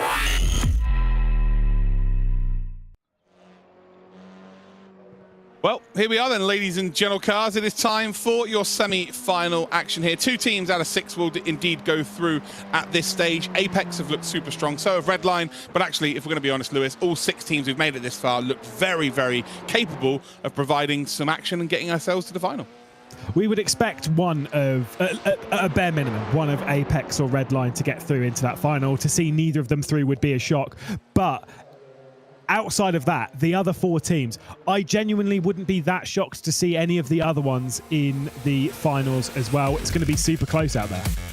Well, here we go. We have indeed got our grid for the semi-finals, and it is Berryman and Jamie Fluke, P1, P2 for Apex Racing Team. Then we've got Quentin Violarte for RAG in 3rd spot, Patrick Holtzman in 4th position for Team Redline, and then we've got the 3rd of the Apex drivers, Johan Haaf, in 5th position. And then we've got Bernardini in 6th spot. Next up then is Chris Lullum in 7th position. Valentin Mandanak is in 8th spot for RAG. Enzo Benito is in 9th position, with Lemonek in 10th position. We've then got Timu Milkangas in 11th for Race Clutch. Then we've got Jimmy Antunes in 12th position for Arnage Competition. And then rounding out our group, we've got David Toth in 13th position. Ricardo Ferreira rounding out an Arnage Competition 7th row. Colin Spork for Race Clutch is in 15th position. And then we've got Dominic Korshevin, struggling to say names here once again, in 16th position. Very interesting here. Redline have not had the best qualifying session, Lewis. No, they're under pressure a little bit from the likes of RAG. I will apologise immediately to Arnage Competition, because if the commentator's curse does exist, even though I know I don't believe it does, they've not had a good qualifying session. They are right the way down the order, got a lot of work to do. Outside of that mid-pack, Apex look very, very strong here, and if they continue on in that form, they're a shoo-in for moving on to the finals. Everyone else, bit more random, got a lot of work to do from a lot of these teams. Yeah, legit, anybody can go through at this stage for sure. Apex looked like an absolute shoo-in, judging by their qualifying pace. But very interestingly, Redline were actually in the semi-finals a 10th faster than everybody. All 3 drivers were a 10th faster than everybody in the semi-finals, in the quarterfinals, sorry, should I say. So for them to not be near the front with all 3 drivers is actually quite mind-blowing. But yeah, this is super exciting as to see who goes through. We're gridding now, waiting for all drivers to indeed get involved. And now you've seen the grid here. And now you see that Redline haven't done quite so well. Will you change who you think is going to go through? I'm still going with Apex. It's Arnage where I'd be a bit more question, but no, I'm not going to wimp out. I'm sticking with my predictions. I'm going to go with Apex and Arnage, because at least then maybe one will be right. We'll see. It's a long race though. It's 7 laps. We've said this before. These are tricky. That run down towards turn 1. We saw Patrick Holtzman being very, very good on the brakes in particularly the heats and the quarterfinals. We know how good he is on the brakes. I wonder if in the mid-pack might be a little bit too good on the brakes. Yeah, maybe. Who knows? We're about to find out then. I'm sure we're going to see some sort of shenanigans. That is an absolute fact then, as we are waiting for one Apex car to indeed appear onto the grid, and that will indeed be pole sitter. Once that they are all there, we are good to indeed go. Got everybody there. So we have just waiting for one. There we go. All the drivers now on the grid. Can Apex get a good start down in towards turn number 1 and control the race from the front? It's semi-final time. Only 2 teams then will make it through to our final, where it will be best of 3. Waiting for those green lights to appear. Then you'll see smoke appear all over while everyone's trying to get that power down through the engines, through the cars underneath them. We've got 3 seconds to go then. We're about to go green light racing here, semi-final for the Fall Cup here on iRacing for the ERL VCO Championships. And we are green light racing here. It's a very good start there by the looks of things from RAG in P3, and RAG are now 3rd and 4th by the looks of things. We run all the way down the hill then towards turn number 1, and who will come out at the front here? You can see Berryman and just about leads as Fluke there is in with a shout. I think Fluke maybe looking to hold on to this lead here. Violarte then in 3rd position, and Johan Haaf then making it in Apex 1, 2 and indeed 4. Holtzman and Lullum 5th and 6th, already looking good then for Redline, improving on what they did in qualifying. Oh, Quinton Violate got squeezed out wide there by Peter Berryman, as well as they head their way around 5 and 6. Big moment though for Redline to have got up to 5th and 6th place. It's a tight fight between them, but you've already got Quinton Violate straight down the inside of Peter Berryman. What a start it was by Quinton Violate, by the way. Like you said before, you pointed out at the start, he got that car off like an absolute rocket ship. He did indeed, and as you can see here, Half is playing the team game here, so he's got involved with Violate, which means Berryman then can indeed keep hold of that top 2 position, and he will slow down the pack here. He will try and let the rest of them, as Violate then sends one up the inside of Half. Bit of contact between the two of them, and Holtzman now, I think, might be able to try and get ahead of the RAG car. Yeah, super tight as they head into that third sector. You've got a bit of side-by-side in the background. I think it's Valentin Maldonado and Benedini for the Leah Racing Ballas Esports car. We focus on Patrick Holtzman, though, who's heading his teammate Chris Lullum in the battle for 5th, 6th position. You've got to watch out, though. Lullum's got a dive down the inside from Valentin Maldonado, as you expect in the final corner. A little bit of dicey oversteer off the corner as well from the RHG man. Yeah, Bernardini then in P7 now. Lullum, Holtzman have moved up yet another position, and Tunes then coming through as well, as we are indeed onto the start-finish straight here. We're on board then with Lemonet, currently in P11 as it says, and actually a nice little bit of bump draft in there between teammates, which is not advised in these big scoops, but ultimately these drivers are better than I am. That's why I'm commentating. Quite simple. As we head then a little bit further down, it's 4 wide as we head down towards turn number 1, and everyone ggets through relatively nicely, especially the Apex team, who are now 1, 2, and indeed 3. Yeah, I mean, trying to keep track of this when it comes to all of the numbers, all the positions that everyone's running in right now is going to be absolutely crazy. Big lock up and a big spin. Is that one of the REG cars? That was Benito, Redline, sorry. Benito that got spun around. It has caused chaos behind. Yeah, 2 Balash cars now down in 16th and 17th. They're done, all but done. Andre then, and indeed Miller Kangas for Race Clutch are also right down the order here. So this is great news for Redline. Although, if it was Dean Benito's fault, there could be a huge, hefty penalty coming their way, which would indeed put RAG in a really good spot themselves. Absolutely incredible. Once again, let's see what Holtzman can do, staring at the back of Quinton Violate. Johan Hart doing exactly what he needs to do for the team. He's to be fair, if I was Johan Hart, I'd build the gap and then just drop out of this fight. Just don't get involved. Don't pick up any penalty points. He's defending at the moment from Quinton Violate, and then the 2 Redline cars watching out from behind as well, because Jimmy Antunes marching his way up, stringing David Toth as well up to the back of this fight. Maybe Arnage Competition do have a chance to get through. Johan Hart opens the door, though, for 3rd position, and Quinton Violate, I think, might have dived straight down the inside. Yeah, you can see Lemonek here. He's in P8 right now, so the top 3 drivers, or all 3 drivers from RAG are all in the top 8 here. It might be worth Lemonek also just disappearing out of this and not getting involved in anything, because everybody is just so super close. And as you can see here, Apex and RAG battling for position and Half, trying to keep hold of P3, and it goes 3 wide, now 4 wide as well. As you can see, Lullum and Holtzman trying to get involved here. Lullum all the way through the middle here, late on the brakes, and as you can see up the inside, Violate is going to hold on. So Violate does hold on. Half loses 1 position, and the Team Redline cars stay in 5th and 6th spot. Oh, how close was that? If I was Lullum, I'd be screaming to Holtzman, being like, 4 wide, mate, 4 wide, as they head their way through T3. Quinton Violate taking over 3rd spot. Johan Half under a lot of pressure. Lullum and Holtzman nearly tripped up over each other, but thankfully they all came through at this 4, while they've been fully alongside. Nothing separating them. Johan Half straight back to the inside with a bit of a lock-up.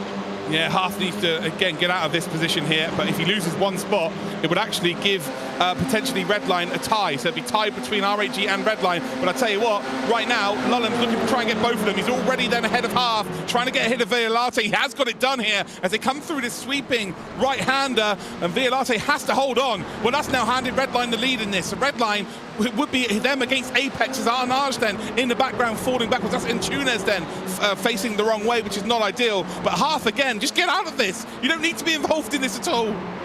Yeah, I'd be backing straight out. Look at the send from Lamanek as well, who's joined the party, trying to get himself down the inside of Holtzman as well. This is a little bit sketchy. Yeah, you're absolutely right. If I'm Half, I'm absolutely out of here. Sorry, I've got to correct myself, because as much as I was going to say Lamanek, it was actually Valentin Mandanak. Yeah, I'd get out of this fight. This is very sketchy. Lullum, Violate, Mandanak, Holtzman, super close, all battling for the final transfer spot into the final. As you can see here, it's a Race Clutch car, then it tags Benito, so Redline will not be getting a penalty for that for sure. And, well, then the whole melee happens behind. I tell you what, as it stood going in towards turn 1, it was a tie between rHG and indeed Redline. As the Redline car goes off the circuit, that's huge. Holtzman's going to drop down, Hearth is going to get a position, and Lemonek then is going to be a well, it's lucky he stayed in this race here, because if he can keep Holtzman behind, he's going to guarantee rHG through. Lullen's dropped down to P5, and, well, it now swings into the favour here of rHG. Yeah, big time. That is in rHG's favour right now for Valentin Mandenak. He might need to get through, but you know Lullen's going to have to fight this so hard to try and slow them down. Holtzman's not out of the race. He's still in it. He's still able to drag himself back up to the back of Lamanek and to Hearth and to Mandenak and to Lullen and to Violate as well. This fight is certainly not done. We're halfway through this race. Apex are gone. They've set sail. They're already going through to the final. It's just about who's joining them right now as Valentin Mandenak tries to get to the inside of Lullen, has to pick the outside and send it in. Yeah, he has to try and get in between Violate and Lullum here, and then try and slow Lullum down. Try and give a gap to his teammate then so he can just drive away, because I think it's going to come down to who's got the lead position as the tiebreaker here. Right now, RAG looking really, really good. And Holtzman, well, Holtzman, as it stands, being P8, actually RAG are in a very comfortable position, but you know the Holtzman's going to be coming through. He's going to charge through, and he's going to try and get his positions as soon as he possibly can. Absolutely incredible fight once again, and on to this near mile-long start-finish straight once again. As we've said time and time again, Apex Racing Team will be going through. rHG would be joining them at the moment for yet another final. But is that going to be the case in a couple more laps? The top two will switch positions. Peter Berryman will take over the race lead. That is a fight at least, but they're just fighting between each other. Everyone behind scrambling over third.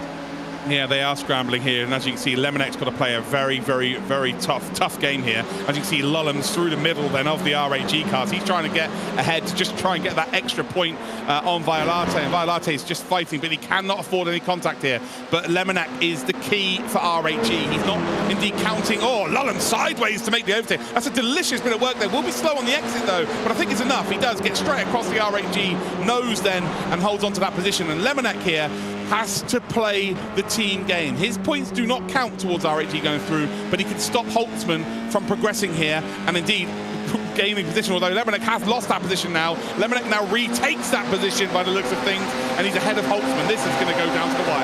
And this is so important, as you're absolutely saying. Holtzman has rejoined the rear end of this fight, sixth car in this train. The defensive move there from Lamanek as Hearth and Valentin Mandenak go side by side. Lullum and Violate going side by side as well. Very important positions for Redline, very important positions for RAG as well, as Lamanek's under pressure from Holtzman heading up the hill up into the penultimate corner. The big dive to the inside. That is the position made potentially by Holtzman, not quite yet. Oh, no, this is just, yeah, I have no idea what's going to go down here as they come across the line this time around. It's 2 to go, so still a long way to go in this race. So much action is happening on every single corner of every single lap. As it stands then, Apex are going to go through with RAG, but Holtzman is merely 0.8 of a second behind Mandenak. If he was to get ahead of Mandenak, then it would be Redline that go through as well, as Violate and Mandenak are also battling for position. It's 1, 2, 3, 4, 5, 6, 7, 8, 9, 10 cars potentially here battling for a top 4. This is absolutely incredible. Big send in there from Holtzman. The up and under though from Valentin Mandenak. Johan Hearth jumps out of the way, and that was almost beautiful from Lamanek, but did not make it stick. Holtzman up to 6th position now. One more, and they'll be going through, or actually no, it would be on countback. So this is looking good for Redline. Violate though making the position done on Lullum. They'll go side by side through 4 and 5. Lullum, that's incredible, through the sweeping left-hander, used all the curb on the exit and just kept the power down. But I tell you what, reciprocated by Violate. He now runs wide though, he's on the curb here, and I think Johan Hearth may be getting involved. No, it's Mandenak, so Mandenak now jumping through. But look at Holtzman. Holtzman's now ahead of Hearth. He's now ahead of Lemonek. He needs one more position here, and Redline will make it through to the final. Absolutely incredible. Look at the send, making it 3 wide, coming down to the 3rd sector. It's such a tricky place to send it. Someone's off in the background, as there's been issues for David Toth as well as RAG. It's a big moment. It's all going to be Redline. Oh, it is. So Lemonek's off the circuit there again. He was the 3rd driver, so in terms of points, it's not going to be too much of a bother. But Lullum now in 3rd spot. Mandenek in 4th. Holtzman is in, well, now down to 6th position. If Violate can get up ahead of Holtzman and Hearth, it would then be RAG. And Holtzman now back ahead of Hearth. They're battling side by side. Send up the inside then from Violate, but it's not quite going to be good enough. Look at Fluke. Look at Berryman. They are off into the distance here. It is so close, though, as to who will be our 2nd team joining them in today's final. This is the hardest I've seen Redline properly work. This is absolutely I'm glad you said something else incredible. after that. I'm so surprised by how much they're having to work this. And look at the defensive move once again from Holtzman. Johan Haas going on the attack, trying to take over 5th position, trying to rescue something. Big lock up though in the background. That's going to be a big send. I think that's Violate straight down the inside. He's got to be careful. It's Lemonek that's had the big send there, isn't it? Oh, no, it is. No, you're right. It's Violate. He has to make this move. You're right.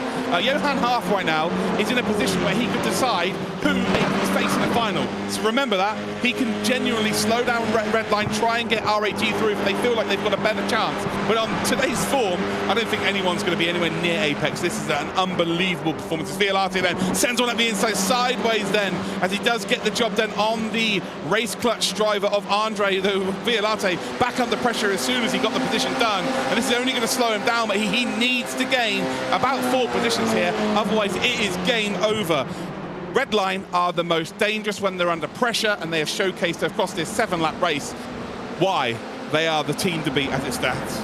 Yeah, I've got to say, Race Clutch have done a very incredible job as well. 7th and 9th at the moment on debut, but you've got to worry about Castellini as well, directly behind. This race just keeps on giving and giving and giving. Valentin Mandanak, though, gets past Lullen. This could be a tight fight up towards the line, as yet another penalty point goes to Race Clutch. Oh, that's that Redline driver then, off the circuit. So Lullen drops back here. What does that put? Well, hold on. RAG are now through. So RAG with 1 lap got to go here, or a little bit to go. You can see here that Jamie Fluke is absolutely buzzing as he goes across the line there. It's going to be indeed, first for Berryman. Berryman and Fluke were very, very similar, and with that really dark lighting as well. Mandanak now up to P3, Hearth in P4. Ignore Hearth, he doesn't matter really. But Holtzman now being P6. We've got Spork in P7, 6. P5, I don't know what's going on. Lullen's dropped back down to P8. Violate's up ahead. I think RAG are through, but then there was some contact between the two. I think we just witnessed the best race in VCO ERL history, ladies and gentlemen, and I have no idea which team are going through. I am speechless, absolutely speechless. So we've got the big send, a little bit of contact between them, and that's what sent Lullen for a bit of a half spin straight back onto the road. But what happens after this?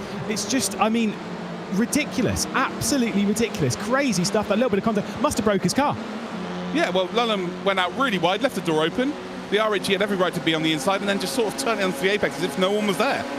I'm not sure there's too much that race director's going to be able to do about that. I think the RAG team have played an absolute blinder here. Incredible storyline throughout this race. Plenty of chapters to get involved in. And well, here are your official race results before we see any penalties added, of course. Peter Berryman and Jamie Fluke, again, they do look very, very similar. I can only apologise for getting them mixed up. Both beautiful humans, I must add. P1 and P2, Valentin Mandanak then, the first of the RAG drivers in 3rd. Johan Haas, the 3rd of the ART drivers in 4th then. We've got Holtzman, who's in 5th position, so that, remember, RAG will be on 3 points. Holtzman would make that 5 for then Redline. You then got Colin Spork in 6th position. Quentin Violate would make it 10 points for RAG, and then add 8 to Patrick Holtzman. That'd be 13 for Redline. So as it stands, I think it's RAG versus Apex in the final. We've then got an Eric Andre in 9th and Lorenzo Castellani as your 10th position driver.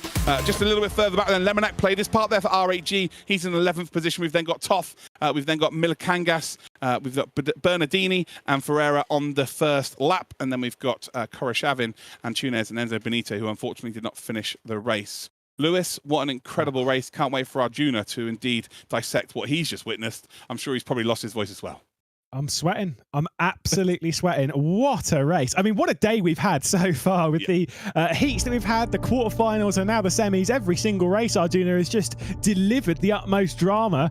But the quality racing, that's what we're here for. As much as we've got that sort of esports side of things, we like seeing the quality racing, and we have had our fair share today, it's got to be said. Yeah, clear out of the comms booth, and you guys witnessed what might be, I agree with Luke, the best race in ERL, ERWC history. Incredible stuff.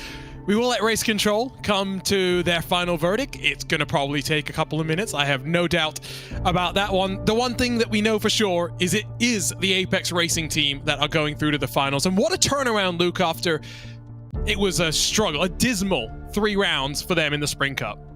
As soon as they got a really good result in this format, and again, I think a lot of teams are going to find this, as soon as they get a good result and figure out how to win, because it's not necessarily about being the fastest team, it's about figuring out how to get the job done with this short format.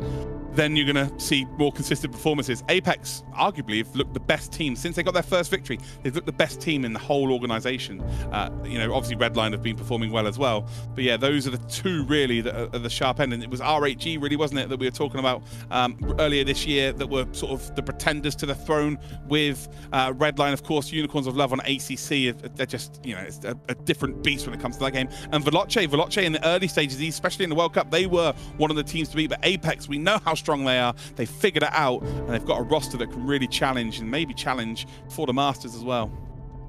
We mentioned some of the great things coming up for the VCO community, along with the 24-hour esports championship that starts this weekend. But Lewis, I think one thing that we are all very excited about is the IMSA Esports Global Championship, which kicks off in just about a month's time here on VCO Esports. Yeah, got to rub it into to Luke every now and then. But it's not my intentions. As soon as you said it, I was like, I mean, considering how much he loves IMSA, that's rough. No, honestly, we love the idea that whilst we've got these kind of esports side of things where we're kind of a bit more esports in a sense, we love the idea that sim racing, you can have both sides of it. Way back over onto the other side, kind of trying to imitate a little bit of that real world action. IMSA bringing that to it, sort of shorter races, bit drivers in there, bit of endurance kind of style of things. But most importantly for me, a little bit of safety cars as well. Love a little bit of drama like that. So you got to be on your A game strategically. I cannot wait for that. A little bit of multi-class racing as well. Whew. I'm so looking forward to it. GTD and TCR is not the traditional sports car combination that you're going to see. And we're going to take it, Luke, to some very tight and twisty tracks. I'm not sure exactly how the WeatherTech Raceway Laguna Seca is really going to work with that speed gulf and the way those two cars interact. Yeah, well, it makes managing the traffic, especially for the GTD cars, sort of the object of the game, isn't it? You could be maybe 5-10 seconds ahead with, an hour into a race or half an hour into a race. But ultimately, if you catch a TC in a braking zone of the corkscrew, and then you've got the sweeping left-hander coming into the final sector, it's almost impossible to find anywhere really to maneuver through there because the TC cars are actually quite quick in a straight line as well. They do get out the corner if the throttle's applied well enough. So yeah, you can lose so much time. So it's not necessarily, again, similar to what we're about to see here, it's not necessarily about the best or fastest team. It's about managing the situation and managing the format of the championship. We call it totally chaotic racing. That's what Sommel Aurora dubbed it in 2020, the draft trains that TCR produced. We're going to step aside for a couple of moments. Race Control still working away and toiling away at that semi-final race and plenty of carnage and chaos. We'll be back with confirmed results, hopefully, and the first of 3 finals coming up.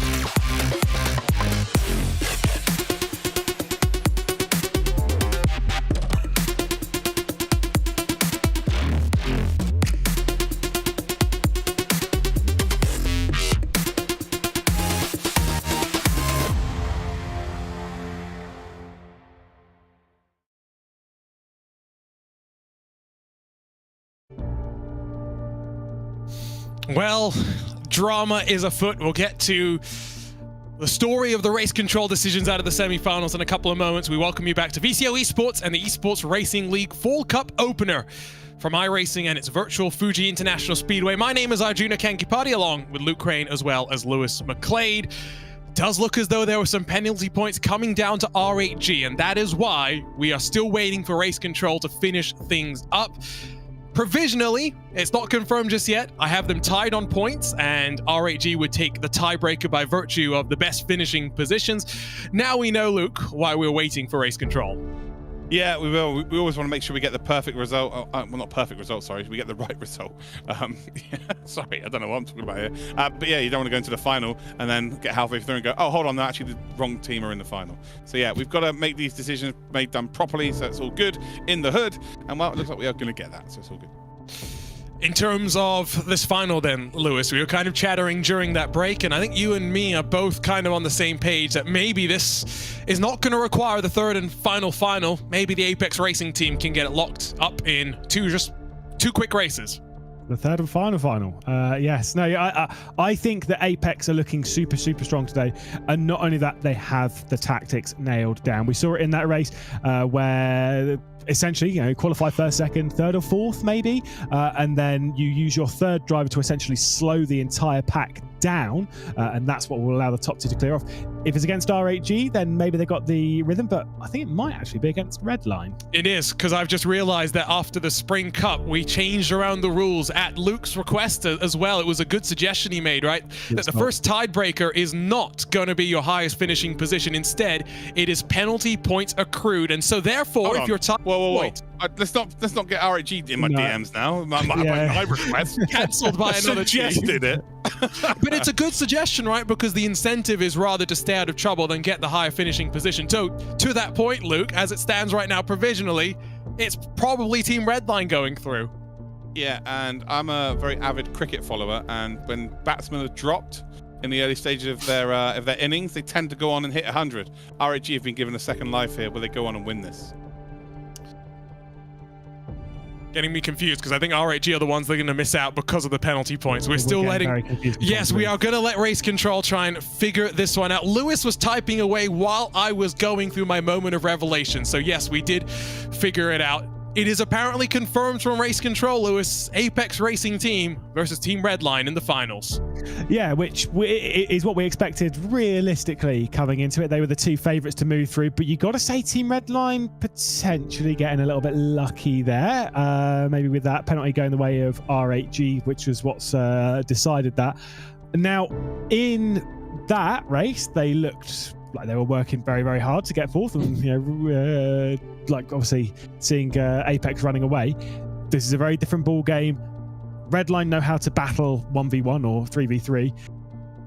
I still just think Apex's pace around here is just too strong at the moment. I don't know what they've got to do. It's going to be about qualifying at the front and then using track position likely as we wait for the drivers to join the right session and to get ready to go racing. It is official. Apex Racing Team versus Team Redline. What a turnaround for the Apex Racing Team and for Team Redline, to use Luke's analogy, maybe getting a reprieve here. Will they go on to score a century by the time we get to the end of this race? Our team at VCO, Luke, is putting together a very fun set of statistics for us to be able to use, and apparently Redline have already won more than 50 races across ERL and ERWC history. Yeah, that's quite impressive that we've commentated over that many races, to be honest. How many races is it in total? Like, it would be a crazy stat to find that out eventually. But yeah, they've been the dominant team, right? They've been the team to beat. We've been in the narrative. It's R8G were the pretenders, right? They were the new kids on the block. They're the ones who are going to take Redline on. And once they got to sort of battling with them time and time again, they just sort of dropped off a little bit. Today was a real big opportunity, and I'm wondering whether the penalty may have come from Lemonek battling with the mid pack in that race. If it was, a kind of lack of experience of the situation may have come into fruition there. But they're going to get better the more races as a team they put together. Apex, they were the team that we were talking about earlier on in our little journey here towards World Cup #2, saying they've really underperformed. But then since they got a big result, they've asserted their dominance and maybe are the form team. Who are the big dogs? Is it Redline? Is it Apex? Luckily today we are actually going to find out. And of course, for some of the teams that have missed out on the finals in this round 1 of the Fall Cup, don't forget the Masters will give them another opportunity on iRacing to score some points on the road to the Esports Racing World Cup. Let's look though at the journey we've been on today with just now a potential 3 more races left on our agenda. We have whittled it down to the final 2, where you can see it was close in the semi-finals, but it will be not for the first time. Apex Racing and Team Redline battling on iRacing in the finals. And when I think of these two, Lewis, I think back to the V8 supercars and the drama we had at Okayama. I think back to all the times that we've seen Apex Racing team take on Team Redline. There are so many occasions where we've seen these two battle it out. I've said in the V8 supercars a couple of times, like when we saw them battle it out the last time in the IndyCar at Road America. Arguably the two top teams on iRacing, we're maybe missing one of the top teams, so we won't talk about that too much. It's fine. But between Apex and Redline, there's such an incredible duo to do battle. I wouldn't be surprised if when we get to the Masters, it's these two again battling it out. At the moment, though, and same as in the IndyCar, it does seem as though our advantage, at least on pace, is towards Apex. Being told this is still subject to change, so it's not final. Kind of getting mixed up a little bit there. Maybe some investigations needed regarding Redline's potential contact in that race. So plenty more drama still to come. I always say these Esports Racing League events, you could not script them. They are always just that wild and just that dramatic. So still a couple of minutes then, and hopefully we will get the confirmation for you. Let's talk about the Esports Racing World Cup, of course. We had a ball with it earlier this year. The first time we ran this format, some changes have been made, of course, along the way, but when we do it again in ERWC 2023, the hope is to do it in person, Luke, somewhere in Germany. We were hoping to do that for the Fall Cup Masters, but unfortunately it's not going to play out. Always going to bring a new dynamic to this competition. Yeah, 100%. Again, it's everyone's going to be in the same boat in terms of equipment.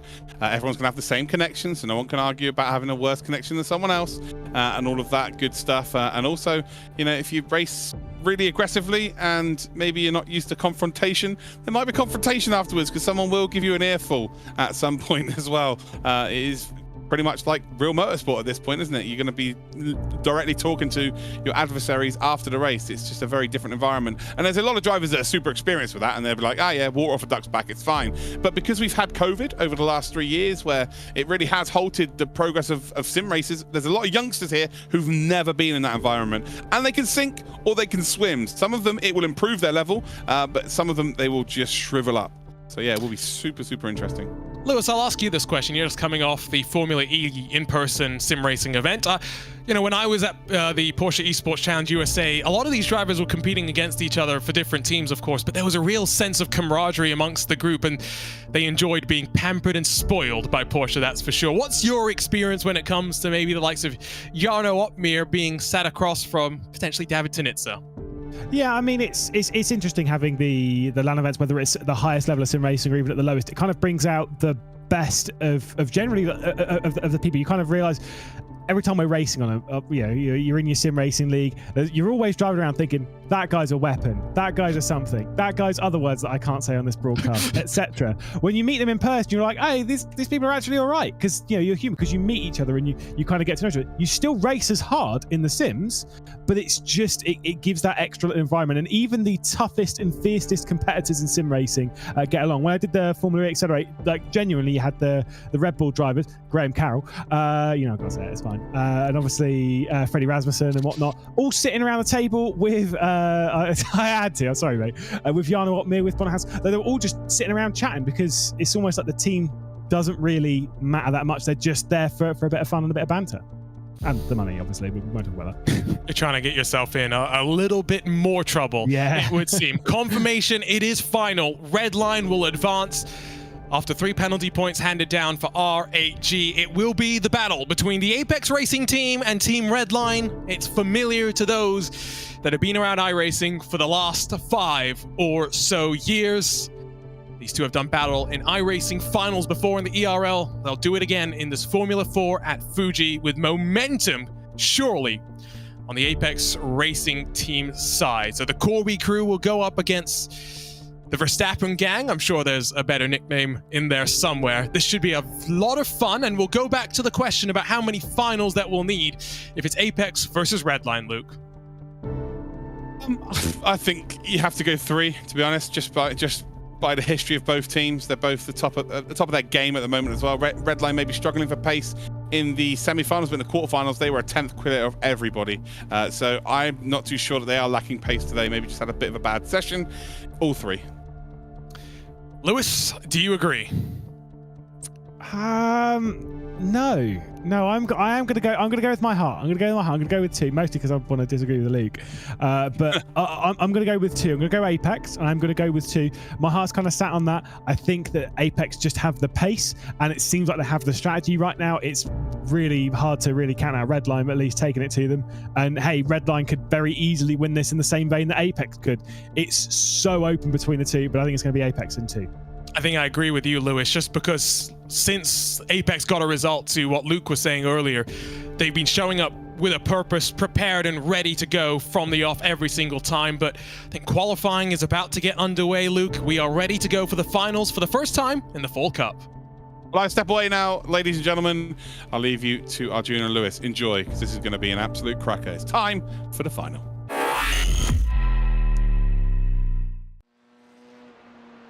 Well, all roads build to qualifying for the finals.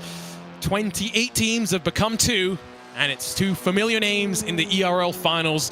And Lewis, crucial qualifying session because we qualify for the first race, and then we invert the top 4 for race number 2.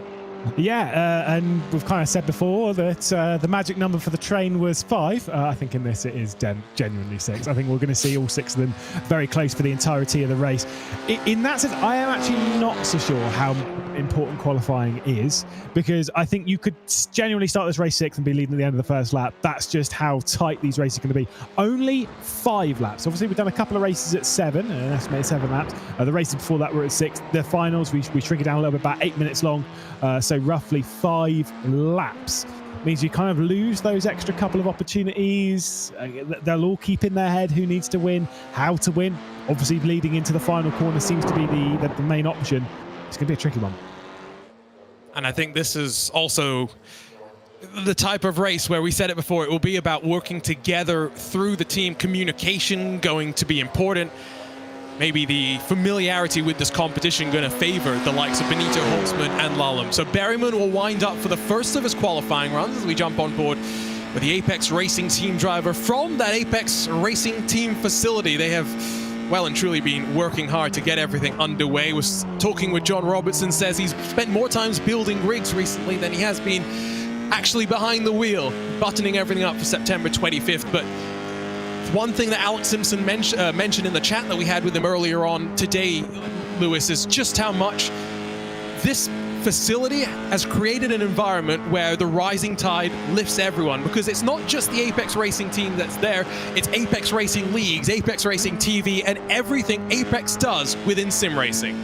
Yeah, it's kind of when you can't get away from it, sometimes that's a good thing. You know, when you're fully a part of that. Well, we've said before with other team houses or facilities, etc., where it does bring the best out of you, because you kind of wake up and you're already there. You're already in that mindset. You're constantly there. You're working so hard, but it does make it a bit easier rather than being easily able to get distracted as we do when we're sat at home. Because normally, I mean, like with me, when it comes to practice, my hard practice is sitting there doing 10 laps and thinking, no, I'm bored, I'll go and watch telly for a bit. That's hard practice for me, as we'll see Peter Berryman up towards the final corner, looking very, very tidy.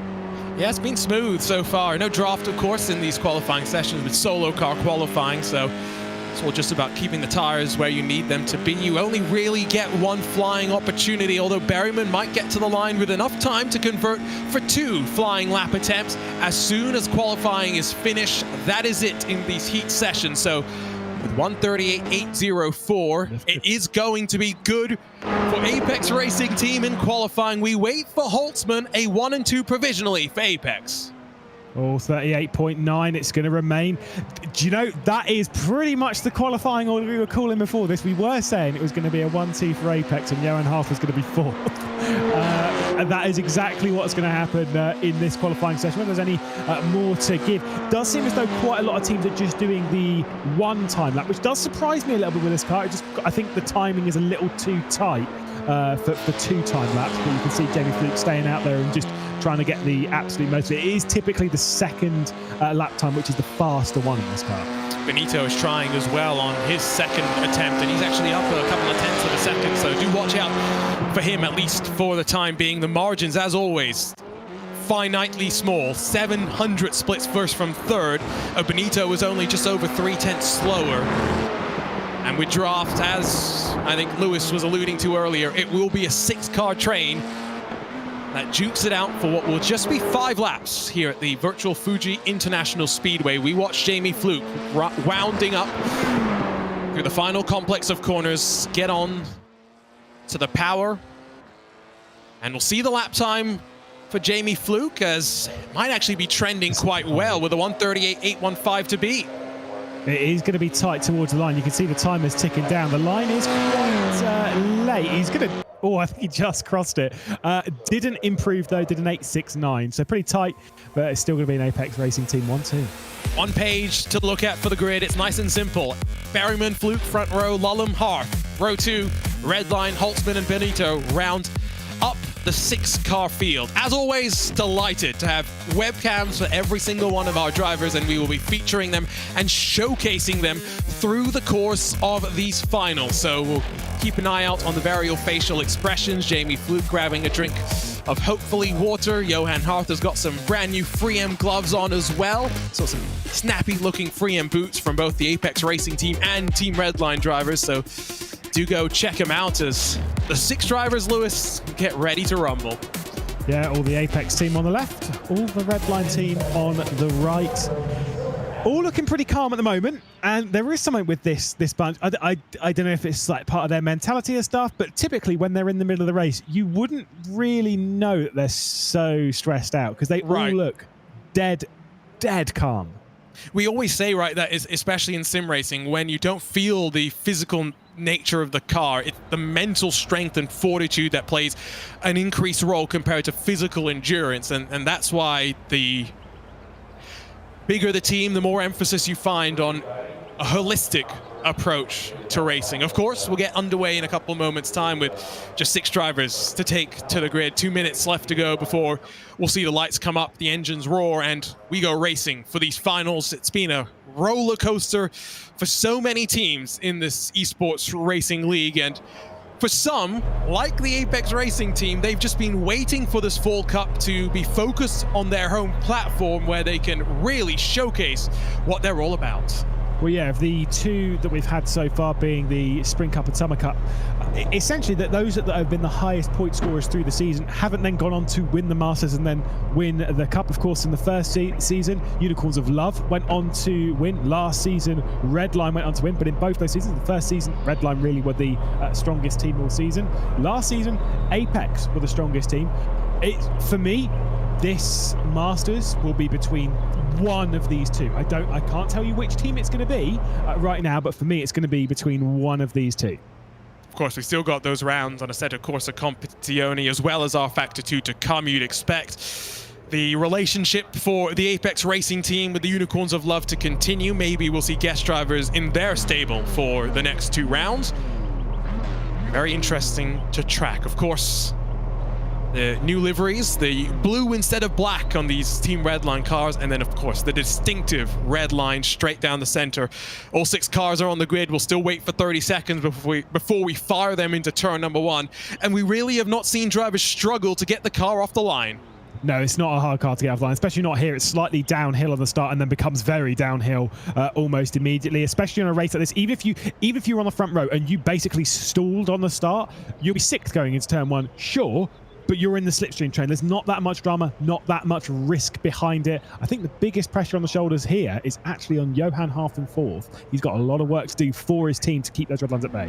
What a historic track, designed to be a NASCAR-style super speedway. It has developed into a road racing staple across the world. It will start us for the best of 3 finals in the ERL Fall Cup. A great launch from the front row as Berryman and Fluke drop the hammer and launch into turn 1. Already going offensive, Chris Lullum looks to pinch Fluke Fluke on the run into the opening corner. He'll sweep to the outside and challenge for second down the hill as Fluke tentatively gets onto the power. It's Lullum to second. Super start from Lullum. Like you say, second place in the moment, challenging for it. He's got to do a bit of work to hold on to it, but he really does send it into this third corner, really does throw it in as he has done in the previous races, does take over second position, but he's got to worry coming into 4 and 5 because straight down the inside, Fluke's there. Might open the door for Half to send something as well, but Half has to worry about the 2 behind. Holtzman and Benito are right there. Fluke's been able to regather second, and this is what the Apex Racing team will want. Them to finish 1 and 2, and then down in 4th as well. It will give them reverse pole position for the second race of the final. If there's going to be drama between these 2 rival teams, we'll see it on the faces of them. Into the chicane they go. Lullum still searching to find a way past Jamie Fluke. Not going to be able to get it done. Berryman builds the advantage to 9/10 as almost 3 wide they fight. Yeah, Benito nearly properly sent that one in. I mean, he was looking for a gap that really wasn't there on Johan Hart. You can see all the mentality. He looks calm as ever, though. This has allowed Peter Berryman to just clear away. Big moments here for Apex Racing Team. 1.1 seconds. That is more than the slipstream gives. So that is a big moment for Berryman, who's trying to clear away at the front. Fluke, Lullum, Hart, Benito, Holtzman. That's the train of 5. It's the magic number right now. A bit of a smile there from Johan Hart, and it is right. Again, we're down to a 5-car train, although it does seem as though they are closing on Berryman, so there may be a slight help from the slipstream, albeit tiny. We'll go 3 wide into turn number 1. Not sure how much you really want to fight. It's Hart that will look for second. Fluke now maybe going to tuck back into the line as the tail end of the Apex Racing Team trio. Good move from Lullum, though, holds on to 3rd. Yeah, watch out for those 2 behind, Benito and Holtzman. They won't fight each other too much. They'll try and get involved in this 3 wide. Look at that from Lullum trying to get through the middle. Apex Racing Team take over second position with Johan Hart in control right now. Fluke with the inside line through 4 and 5, though. This could be a big moment. This could become a 1-2-3. It's like if you're in F1 Manager 2022 and trying to tell your second driver to just slow everyone else down. That's the instructions handed down to Hart and Fluke. Bit of a technical issue there for Chris Lullum. Will send a bit of nerves through the course of the Packers.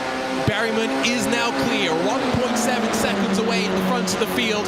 Hart runs second. Fluke looks to try and get to 3rd. Okay, answer me this question. You're Benito, you're Holtzman. Do you tell Lullum that you just had a moment? Because he might not know that he just disappeared for a second. We've kind of seen this before, where you just sometimes don't really know that it's happened. Either way, Fluke's dropping back behind Benito, but would you tell Lullum? Oh, never mind. Contact. Benito speared off the road as he tried to clear Jamie Fluke, who was onto the sausage curbs, bounced up into the left rear. It's a broken car for Enzo Benito. That's all you can really say. Jamie Fluke is stricken as well. Wow, big moment here. Both of them missing a rear wheel. They are done for the race. They won't get involved in that reverse grid. It'll be the top 4 that get reversed. You can see there's also a lot of damage on the front of Holtzman's car as well. So he's going to drop out of this fight and will just take 4th position, which will become that reverse grid pole. At the moment, though, based on all of that, unless Lullum wins this race, it's set. It's going to be an Apex Racing Team victory. Lullum's got a bit of work to do, but Hart, if he just keeps him behind, maybe slows him down a little bit, gets it over to 2.5 seconds. That gap is completely gone and will just not be closed down. They're not fast enough to close down on Peter Berryman in 3 laps. Remember, Johan Hart could finish 4th and Apex would still take round 1 in these finals. That is the situation as it stands right now. And I'd argue it would be the beneficial situation for the Apex Racing team, because as it stands right now, invert the top 4 for race 2. Lullum and Holtzman would be on that front row, Berryman and Hart row 2. If Hart drops behind Holtzman, it will take a lot of dropping, to be fair, because he's now 5 full seconds off the back of the Frenchman. It will be Hart that will line up in pole position. That's where you go for a tactical spin. Which we'll have to wait and see if Johan Hart does that. I see what we're doing here. Well, it's, I mean, it's the thing is, if you slow down, right, you're then giving them the opportunity to slow down even more, and then whatever. Whereas with the spin, sometimes it's kind of like it's just like, well, you're still going to drive past it. You have oh no, I stalled as well. Oh, yeah. We do not condone nefarious tactics, to be clear, Lewis McLean. Well, I mean, it's not, I don't know if it's against the rules. It's fine. I agree, though. For Hart, I think he needs to be. Well, not needs to be, but I think realistically wants to be 4th. Benito, you can see he's come out of the pit lane. That's quite important because he's taken over 5th position. For the next race, he will then start ahead of Fluke. I know it doesn't really matter that much because it's a final road. That's good. I get your point. I was trying to figure out where you're going. Here's Lullum as Jamie Fluke with a shrug of the shoulders. Think you can tell what he feels about that one. Holtzman, I think, is suffering so much with the damage that it's not realistic to expect Johan Hart to fall all the way back. But tuck in behind Lallem for 2 laps, start second in race 2 of the finals. I can see that the front wing of Lullen's also bent in on the nose. It's not affecting him too much, but it is certainly what would essentially be the crash structure has been bent in. Will cause a little bit of understeer. I don't think that's what that was about. I think that was just Lullen absolutely lobbing it into TV. You can run quite far wide there without picking up any in-game sort of issues, and also then when instant points don't really matter too much. We deal with that on our side really, but Lullen's going to push hard. I just think Berryman is way too far ahead. And even if he did start closing that gap, Johan Haas is going to really, really fight hard. I'm not saying you shouldn't keep watching on VCO Esports. I wonder what Jamie Fluke is saying on his Twitch stream right now. Twitch.tv/Jamie Fluke. I'm sure there might be some interesting insight from one of the most well-spoken people in sim racing. You can see how much Lallem is struggling. Harth has to check up to make sure he doesn't ram right into the rear end of him there. Yeah, that is a damaged, hurt race car, still with a lap to go. And that was a Johan Hart not wanting to pass. I don't know if anyone caught the truly enormous lift that Johan Hart did up into that penultimate corner. He could, if he really wanted to, he could have made that position up big time. Maybe it's just because he's not going to risk it or whether, and we'll still try and go through a bit later on in a safer way, or whether he is more than happy to start third, which will, as we remind you, be the front row for the second race. I mean, yeah, bit of drama there. We haven't seen a replay as to what happened with Benito, Fluke, Holtzman, and Lallem between the 3 red lines. But when it's Fluke, left rear to right rear, you kind of get the assumption that it was probably a bit of the air between them. Potentially. As we get race control, academic, but you get a penalty point for avoidable contact. Not sure exactly which bit of contact that was for, but again, it is well and truly academic. Harth has dropped backwards, relieving the pressure on the shoulders of Chris Lallem. Teams are figuring out the games that they want to play in this ERL, that is for sure. Wow, yeah, I mean, this has been a very big moment. The advantage swings massively towards the Apex Racing team, who have been so strong throughout the entirety of the day, but don't count our red line for a bit of a fight back. I think there was a bit of a spin potentially from Lallem or from half the back. They've dropped an extra second, but Berryman doesn't know any of that. He's having the most casual drive I think I've ever seen him do. It's by far the calmest anyone has driven today. I mean, without a shadow of the doubt. We have seen all sorts of craziness, and this race had its moments. Peter Berryman, though, has seen them all through the mirrors as he weaves to the line. It will be Peter Berryman, after winning the World Championship last year on iRacing, taking the first blow in the finals for the Apex Racing team. Still, though, has to do it again with the inverted top 4. Lallem will hold on to second, with Harth playing those games to finish down in third. All adding, of course, to the most valuable driver, the driver that gets the most podiums over the course of the Fall Cup. And we should point out, Enzo Benito has been the king of those MVD standings. Today has not been the day for him. I was going to say, Mr. Podium. Well, he's missed a few today, because he obviously didn't get one in the very first race, obviously with a retirement and that after contact between himself and Aspar. In this race, dropping out of it, he's not had the greatest day. When you consider how good he is on iRacing, on any platform, maybe he's not liking this car too much. Maybe it's a little too fragile for some of the racing that we would typically see. I don't know, but either way, they're falling foul of it. That was quite possibly the worst pun I've ever heard, by the way. Thank you. I do try sometimes. You do try hard. We'll grab a look at the results then as we wait for Enzo Benito to still cross the line. Great aerial shot. Give a shout out as well to Dougie Beard, who on short notice, because we weren't sure which way the track vote was going to go, got us up and running with a camera pack. Here's a look at the results. 4.5 seconds, the margin of victory, but it might as well have been a full year for Peter Berryman. Lallem able to grab second, but it's academic. Strike 1 goes to the Apex Racing team, but with the inverted top 4, it will be Holtzman and Harth on the front row, Lallem and Berryman behind them, as we run down into turn number 1 once more. An interesting race, of course. Not going to be a long break between race 1 of the finals and race number 2. We'll grab a look at, I think, what might be the pivotal moment. Jamie Fluke off the track. I don't know if there's anywhere else that he could really go. Benito trying to leave as little room as possible. I'd wager that's a racing incident. Yeah, if I were to lean any blame on this, there is a little bit of, for one, touching the sausage curb and a little bit of air between them. But I would level that a little bit more on Benito. There is not, for me, there's not enough room, given you know what it's like. You know it's very treacherous out there. And if that car's going to hit the sausage curb, which way is it going to go? Is it going to go away from the track or towards you? Well, 9 times out of 10, probably towards you. Given that little bit extra room wouldn't have made that much of a difference in that sense, especially considering how much of a slipstream affair it is. I would label, I mean, from that angle, it's a little bit more the slide. I don't know. No, but I think regardless, right, even if there's a slide, how much room was Jamie really being left right there? The slide, I think, was realization that if he went as far wide as he was going to be going with the current trajectory, he was over the sleeping policeman, and you lose control when you jump your car over those.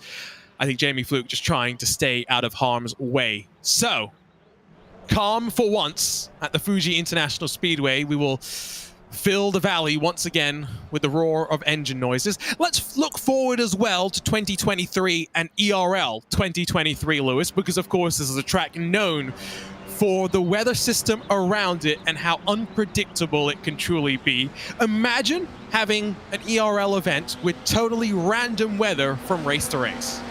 Yeah, I mean, of course, of the simulators that we've got with rFactor 2 and with Assetto Corsa Competizione, they've both got their own weather systems. iRacing's the only one's lacking it, which it is obviously getting in the near future. The idea to open it up and get some spicier action purely based on that. I mean, I don't know how much more spicy you can get than today, but I mean, I'd be well up for giving it a go, seeing what's on the horizon. And also, especially with the weather conditions, if that is implemented, you've got to understand that each of those weather systems are implemented in their own little way. Right. That understanding each simulator then comes back. It's almost like that side of it will be turned up to 11. Right. The proper sim specialists will know even more about what's going on. And to some degree, I think that's what we want with this competition. Oh, yeah. We want to challenge people. I just hope, fingers crossed, that maybe 2023 we can have Assetto Corsa Competizione with fixed setups, because that is the one thing that is missing right now. We have fixed setups in iRacing and rFactor 2, and it really changes the game. We did see a funny moment with Niels Naujoks. I forget which race it was, but his car was terrible in the heat. During the second chance race, saw the setup from someone else's car, so threw it onto his car and suddenly found a lot more speed. There are games to be played, that's for sure. Let's look, though, at the starting grid for the second race of the finals. Of course, with Redline needing to come out on top to extend it to a best of 3. And it's simple. 1 row is Redline, 1 row is the Apex Racing team, Lewis. Very colourful. I mean, I appreciate this. Yeah, very nice indeed. We'll see them as they line up on the grid. It'll actually be reversed on what we're seeing here. It'll be Redline on the right and the Apex Racing team on the left, I do believe. I think you're right. On that race down to, because it's normally the opposites on the side of the fastest, or the racing line. So it should be, like I said, the other way around. I just don't know. I still maintain I think Apex Racing team are a little too strong, but they're starting out of the positions they'd want to, as they did in the first race, first, second, and fourth. Worked out brilliant there from them. Not sure about second, fourth, and sixth. I think it comes down to Berryman on the start. How does he want to play this race? Because I think it's fair to call him the fastest driver today. Yes, but when it comes to race starts, based on that previous race, Lullum was electric. What a start he had. And if he can get a similar one on this, then yeah, I mean, he can be really, really in the face of Apex straight away. And I think he needs to be from third on the grid. Still about 90 seconds before the cars are required to get on the grid, and we'll go racing for this second of a best of 3 series. Again, just 5 laps on the board. Standing starts as we look at the Johan Harth Apex Racing team car that will be on the inside row, the very front of the field. He's got some pressure on his shoulders, that is for sure, but he's not just familiar with standing starts on the tarmac, coming of course from the Porsche Tag Heuer Esports Super Cup, but Johan Harth, a iRacing Rallycross World Champion, where starting those cars is an art unto itself. Yeah, reactions and stuff, and that is absolute king. So he would have had that dialed in just a touch, and those things. It's why I've always said, Arjuna, if you want to get good in sim racing, you can't just be good in one car. You need to learn every car, every power. That sounds like an overstatement, but no. The more different things you challenge yourself with, GT racing, endurance racing, formula racing, touring cars, dirt, ovals, everything. The more you challenge yourself, the more you learn. And I promise you, there will be things that you learn in the most random ways, which do affect things in other series that are completely different, like this.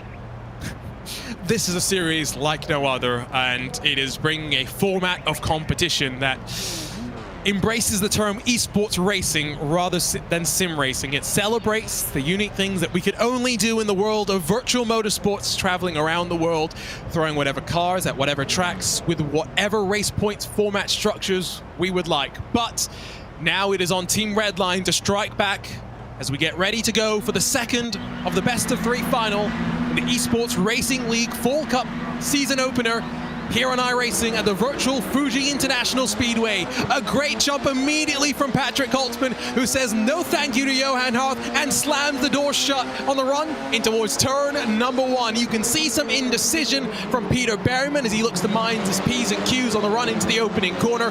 Holtzman will bully Johan Harth wide. Lallem tucks into 3rd, Berryman into 4th, Benito and Fluke side by side into 3. Yeah, after all that, the 6 remain in the same order as they started this race. A little bit crazy on the start. I thought Lallem was going to properly send it down the inside of Johan Harth there, who's stuck right on the rear end, right under the rear wing of Patrick Holtzman as they head down into the hairpin, looks to the outside, looking for the up and under, and getting that really good drive off before they get down into the second hairpin at the end of this sort of back kinked straight. As always, get the look with all 6 of our finalists. What a unique addition it is to our little esport tournament. Harth looks to try and go to the outside as they sweep into the braking zone of the chicane. Behind him, Berryman trying to look to Lallem. Harth forced into the grass and has to watch the rejoin. It will be Lallem and Holtzman that make a little bit of contact. Lallem drops to the back. It's an Apex Racing 1, 2, and 3. Yeah, I'm going to say, at least from what I saw there, I actually think that might be more on Holtzman, because for my money, from what I saw, Johan Harth was fully alongside and got squeezed off. Maybe he kept his foot in too much, unsafe rejoin and the likes, but it's such a difficult point because you're rejoining essentially straight onto the apex. I don't know how that one's going to feel from race control. They've got a lot to look at. Enzo Benito will be a part of this fight, but wow, has it swung to the favour of Apex Racing Team. That was a little bit dramatic. Holtzman and Lallem both with the contact, requiring the toe to pit lane. It's academic at this point unless race control intervenes and changes the decision or the result of this final. Damage on the front of Benito's car as well. You can see the scuff marks all up the nose box. Don't necessarily know exactly how much speed he's going to lose, but one moment has changed the course of these finals. We're just waiting until we grab another look at it on the VCR replay. It did look as though it was the same damage as what Holtzman had in the first. You can kind of see as he's coming through now, it looks okay. Right, here we go. Replay time, talk us through it. Holtzman runs Harth wide into the grass, and then, to be fair, Connery Maddock would like to have a word about that rejoin, but how much control was Harth truly in? I want to listen to Harth. If he's still on the throttle off track, that's the problem. But from where he was going, Holtzman squeezed him off there. I'm sorry, but there's only one way that car's going to go, and it is straight back onto line. You're pushing onto grass, so there's no grip out there. If you're pushing out that wide, let's listen in. Just shut up for a second. He's off throttle. He's off throttle. That's red line for me. That's on red line. We say you've got to rejoin safely, but if you have limited control of your car, there's only so much that you can do to rejoin safely. Yeah, I'm sorry. I think that is more on red line. Like I say, when you're out of control, you've been pushed into a position which you've not just driven there by yourself. You've been pushed off into it. For me, that's a mistake from Redline. It's not so much Harth's fault, and it's certainly not to the point we have seen before with race control at Road America, where they did throw out one of the results, one of the races, because of an incident from Enzo Benito. They do have the power to do that in these finals. I don't think that is justification of it. And to that point, I think Patrick Holtzman has turned off his camera in recognition of the fact that he doesn't necessarily think race control will intervene after that bit of drama. So these next 2.5 odd laps are academic in the grand scheme of things, according to Holtzman, as we ride right now on board with Johan Harth in the final of the running cars in the field. Regardless of the end result today, we know that tensions will be building as we get closer and closer to the World Cup, and Luke has been talking about it a couple of times today.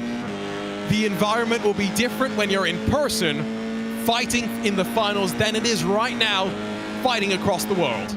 Yeah, and I will say the rivalry that we're seeing here between Red Line, oh, see you, mate, have fun. Jamie Fluke, way off the road. I mean, I'd say for Fluke and for Hearth right now, stop fighting with Benito. Let him take second position. Just don't fight with him. There's just no need to. But you know, each their own. They'll keep battling it out. Why not? It's put on a show for us, so why am I complaining? Well, I'll take that. But the rivalry that we're getting here between Apex Racing Team and Redline, this is something which is going to properly live on. And I love that. There's almost a little bit of beef with it as well, which I know Luke does like a little bit of beef between the rivals and stuff. And I like it as well. It's what this format is all about. Benito, my good sir, there is a car there. Thanks. Yeah, I'm telling you, there is definitely some tension here as Johan Hearth is technically half off the racing track with 2 tires on the other side of the white line. I have no doubt there'll be 3 wide, but Luke Crane has quite correctly pointed out at least the semi-final was good. Potentially the best race the ERL has ever seen. Benito around the outside should be able to sweep and grab second again. That semi-final was monumental, and we get these cars again for the Fall Cup Masters. After this, we've got a couple interesting cars with the BMW M2 CS Racing Cup in Assetto Corsa Competizione, and then the Stock Car 2018, which has a lot of power and then some. It's a tricky car to drive. All 3 of these very, very different. It's what we want. 3 different platforms, 3 very, very different cars. We want to kind of aim for that. And I will say, as you were saying, Luke had said that the semi-final was good. I think the entire day has been good. I think all the heat races were great. The quarterfinals were great. The semis were great. I think we've had a really good day of racing. For me, it's a little bit of a shame how this is kind of particularly with the second. But you know, that's fine. I'll take it. If we're going to have days as good as this, I'll take the odd duff race every now and then, because what a day we've had. And sometimes you just have a team that is that strong, and I think that is the case for the Apex Racing team today. Showed up with a star-studded lineup of iRacing specialists, and shock horror, they delivered. They'll come through the final corner for the penultimate time. Berryman has been able to clear himself off. He'll grab another podium, crucial in the MVD standings. It will be interesting if we see him for the rest of this ERL Fall Cup. But it will be all about this 3-way battle between Benito, Fluke and Hearth, as we also say goodbye to Chris Lullum. Yeah, to be fair, I do not blame him. 3 wide with Benito in the middle, Johan Hearth left, and Jamie Fluke right down into the first corner. And Ento Benito is going to send it in to try and at least take something for the team. Take something for himself as well, getting onto the podium. Of course, it's going to be very important for him in the MVD standings, but taking over second position. I will say Redline looked a little bit ragged in the semi-finals, and they've looked very ragged in this race. Whether we'll see them come back stronger in the Masters, I don't know, but wow, Apex looked like a totally different beast to what we saw in the Spring Cup. I know they looked good in they got to the finals in that Holden Commodore, but they never looked super strong. Yes. Every time we've seen them past that point, they have been right in the front. It's like the mindset changed as well. Jamie Fluke's himself will tell you he felt he got rFactored in the Spring Cup, but it's fair to say that the Summer Cup, both in rFactor and Assetto Corsa Competizione, was much kinder to the Apex Racing team, that is for sure. Race control confirming, by the way, no further action for the moment that we saw that changed the course of this finals. What was looking like it might be a slobber knocker of a brawl to the checkered flag, resulting in a potential 3rd race of the finals, will instead see Peter Berryman continue to lead the Apex Racing team to new heights in the Esports Racing League. They'll take the first blow of the Fall Cup, taking themselves one step closer to Esports Racing World Cup 2023. Benito will hold on for second as well, but it's academic at the end of the day. Delight for the Corby crew. Yeah, and to be fair, you can't take anything away from them. They have been super all day, especially Peter Berryman. What a day he's had, what pace he's had to have broken away like that. I mean, when you're dealing with 6 of the very best drivers in sim racing and you make a big mark like that, it just shows how impressive he's been. Again, look at him. He could have just gone out for lunch.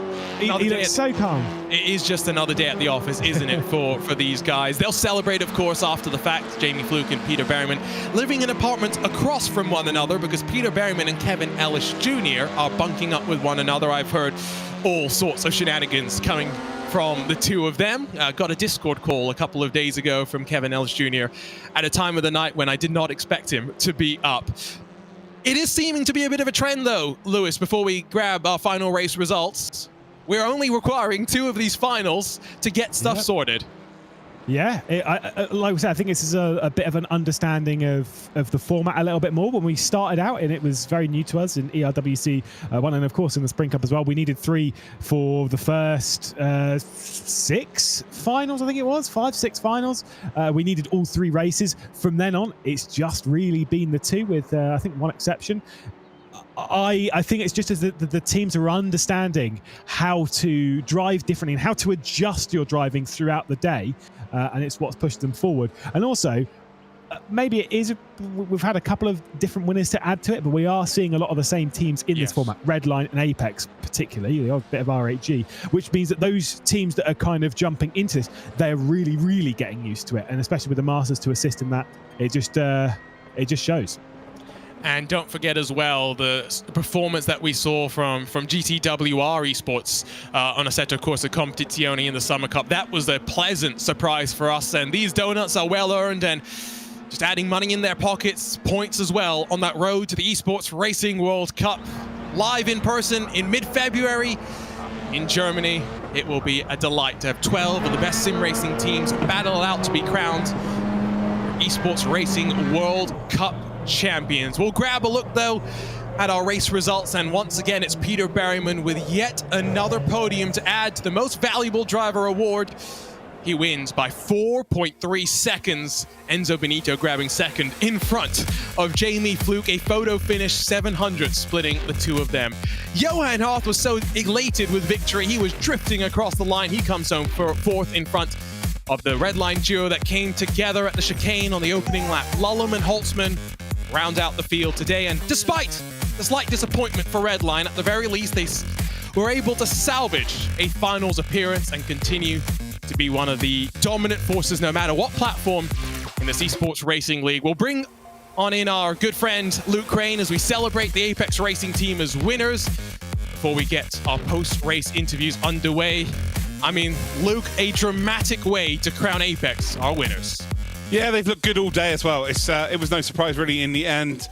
The final wasn't the greatest final of all time. They won't care 2 jots about that. It's all about getting that money, getting that dub, and moving on towards the Masters later on in the year. I think the biggest revelation is that you received a call from Kevin Ellis Jr. in the early hours, and that's how you found out about 2 lads bunking together. That's the strangest flex I've ever heard in my life, Arjuna, to be honest. Lewis, from your perspective as well, think about the momentum the Apex Racing team have built up. And it's not just about them as well. We talk about teams getting more familiar with this competition. Let's give a shout out to Race Clutch. Yes, it was technically their debut, but they bring plenty of ERL experience along with them. They showed plenty of speed today. Yeah, and like I say, for Race Clutch multi-platform team, for sure, leaning a little bit more so towards rFactor 2, although I would say all the rFactor 2 specialists are going to struggle with that car anyway, so, each to their own on that. I don't think there's any proper advantage to that. But they are more set aside on that. I was speaking to Colin Spork earlier, who said he literally just renewed his iRacing subscription for this race, and yet still, you got to say, despite all that, did really, really well to come through, to get into the semi-finals, to finish right up there, to have had the pace, to be honest, at building through the day.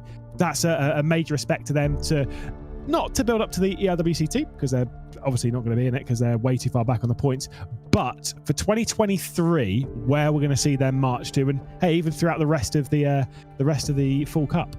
I'm expecting Colin Spork to be the fastest man on track this weekend. The number of racing driver excuses he had pre-prepared and given to Lewis McLeod. We will chat, though, to our winners today. We'll bring on in Peter Berryman live from Corby, the Apex Racing Team facility. And, I mean, it was a dramatic final for sure, but you and the entire team showed up with so much pace and so much determination. How much have you guys been focusing on this full cup for the Esports Racing League? Yeah, I think most of us going into this, our goal was just to win, essentially, bounce, continue the form that we had from the IndyCar in the Summer Cup. And yeah, I don't think we quite expected to dominate the evening as well as we did. Every single race we were qualifying at the front and controlling the race from the front. So yeah, like 10 out of 10 from all the boys. It was a huge team effort. And do you kind of feel like there was extra pressure on your shoulders? Obviously, you said before about how you were in the IndyCar, how Apex Racing Team have been in the Summer Cup, building and building and building, getting faster and faster, stronger and stronger across all of the sims. Did you feel there was extra pressure on your shoulders essentially starting a new season here to kind of keep that form alive and keep at the front and keep winning? I don't know if I would say there was pressure. I certainly didn't feel pressure myself in terms of that, but I guess there was maybe a little bit of expectation. We sort of know going into this that we are, all of us are dominant on iRacing, that's our sim, so sort of expected to be at the front, but yeah, not so much a pressure side of thing. We'll switch on over from Peter Berryman from Corby to Jamie Fluke, also live on location in Corby. The nicest man in all of sim racing, as I always like to say. But Jamie, it's fair to say the Spring Cup, you didn't necessarily enjoy your experiences with the new platforms. But from the summer, the momentum built up, and I think you actually are starting to enjoy the rFactor 2 and Assetto Corsa Competizione competition that we have in the ERL. Yeah, we're slowly getting there. It's still a very steep learning curve, and every new car that we get feels like starting from scratch again. But yeah, we're slowly getting our toes into it, and our toes into the water of it, and getting a feeling for it. I think we probably overperformed a little bit last season. We got the maximum that we were realistically going to get out of ACC and rFactor, but yeah, roll on the rest of the season. I'm delighted with the end result here. It's probably a little bit more of a stacked iRacing field as well, because the Masters is obviously in iRacing as well, so teams are loading up more on iRacing drivers. So to still come out with the win here this evening is very pleasing. A lot of people would argue that Redline are the strongest team maybe on iRacing, maybe in sim racing, and let's be honest, you kind of made them look less than that today. How does that kind of feel to have taken it to such a big team, big name once again and beaten them again? Pete's dropped something by the way. Yeah, it feels good. You always want to test yourself against the best, and Redline are certainly right up there, the best, or second, right up there in any conversation for the best team going. So to take it to them, I think we had slightly more pace in it. That it's such small margins. We're talking half a tenth or so, but that makes all the difference when things are so close and everyone's so competitive. So yeah, thankfully, the work that we put into this car, none of us are that experienced with it, but I don't think anyone is, and that's why it's such a good leveler for this series. But we put really good work in over the last period of time or so, and yeah, to get the result that we've sort of been pushing really hard for, yeah, it shows that we're, as a team, as an organization as a whole, we're generally trending in the right direction here, which is really good.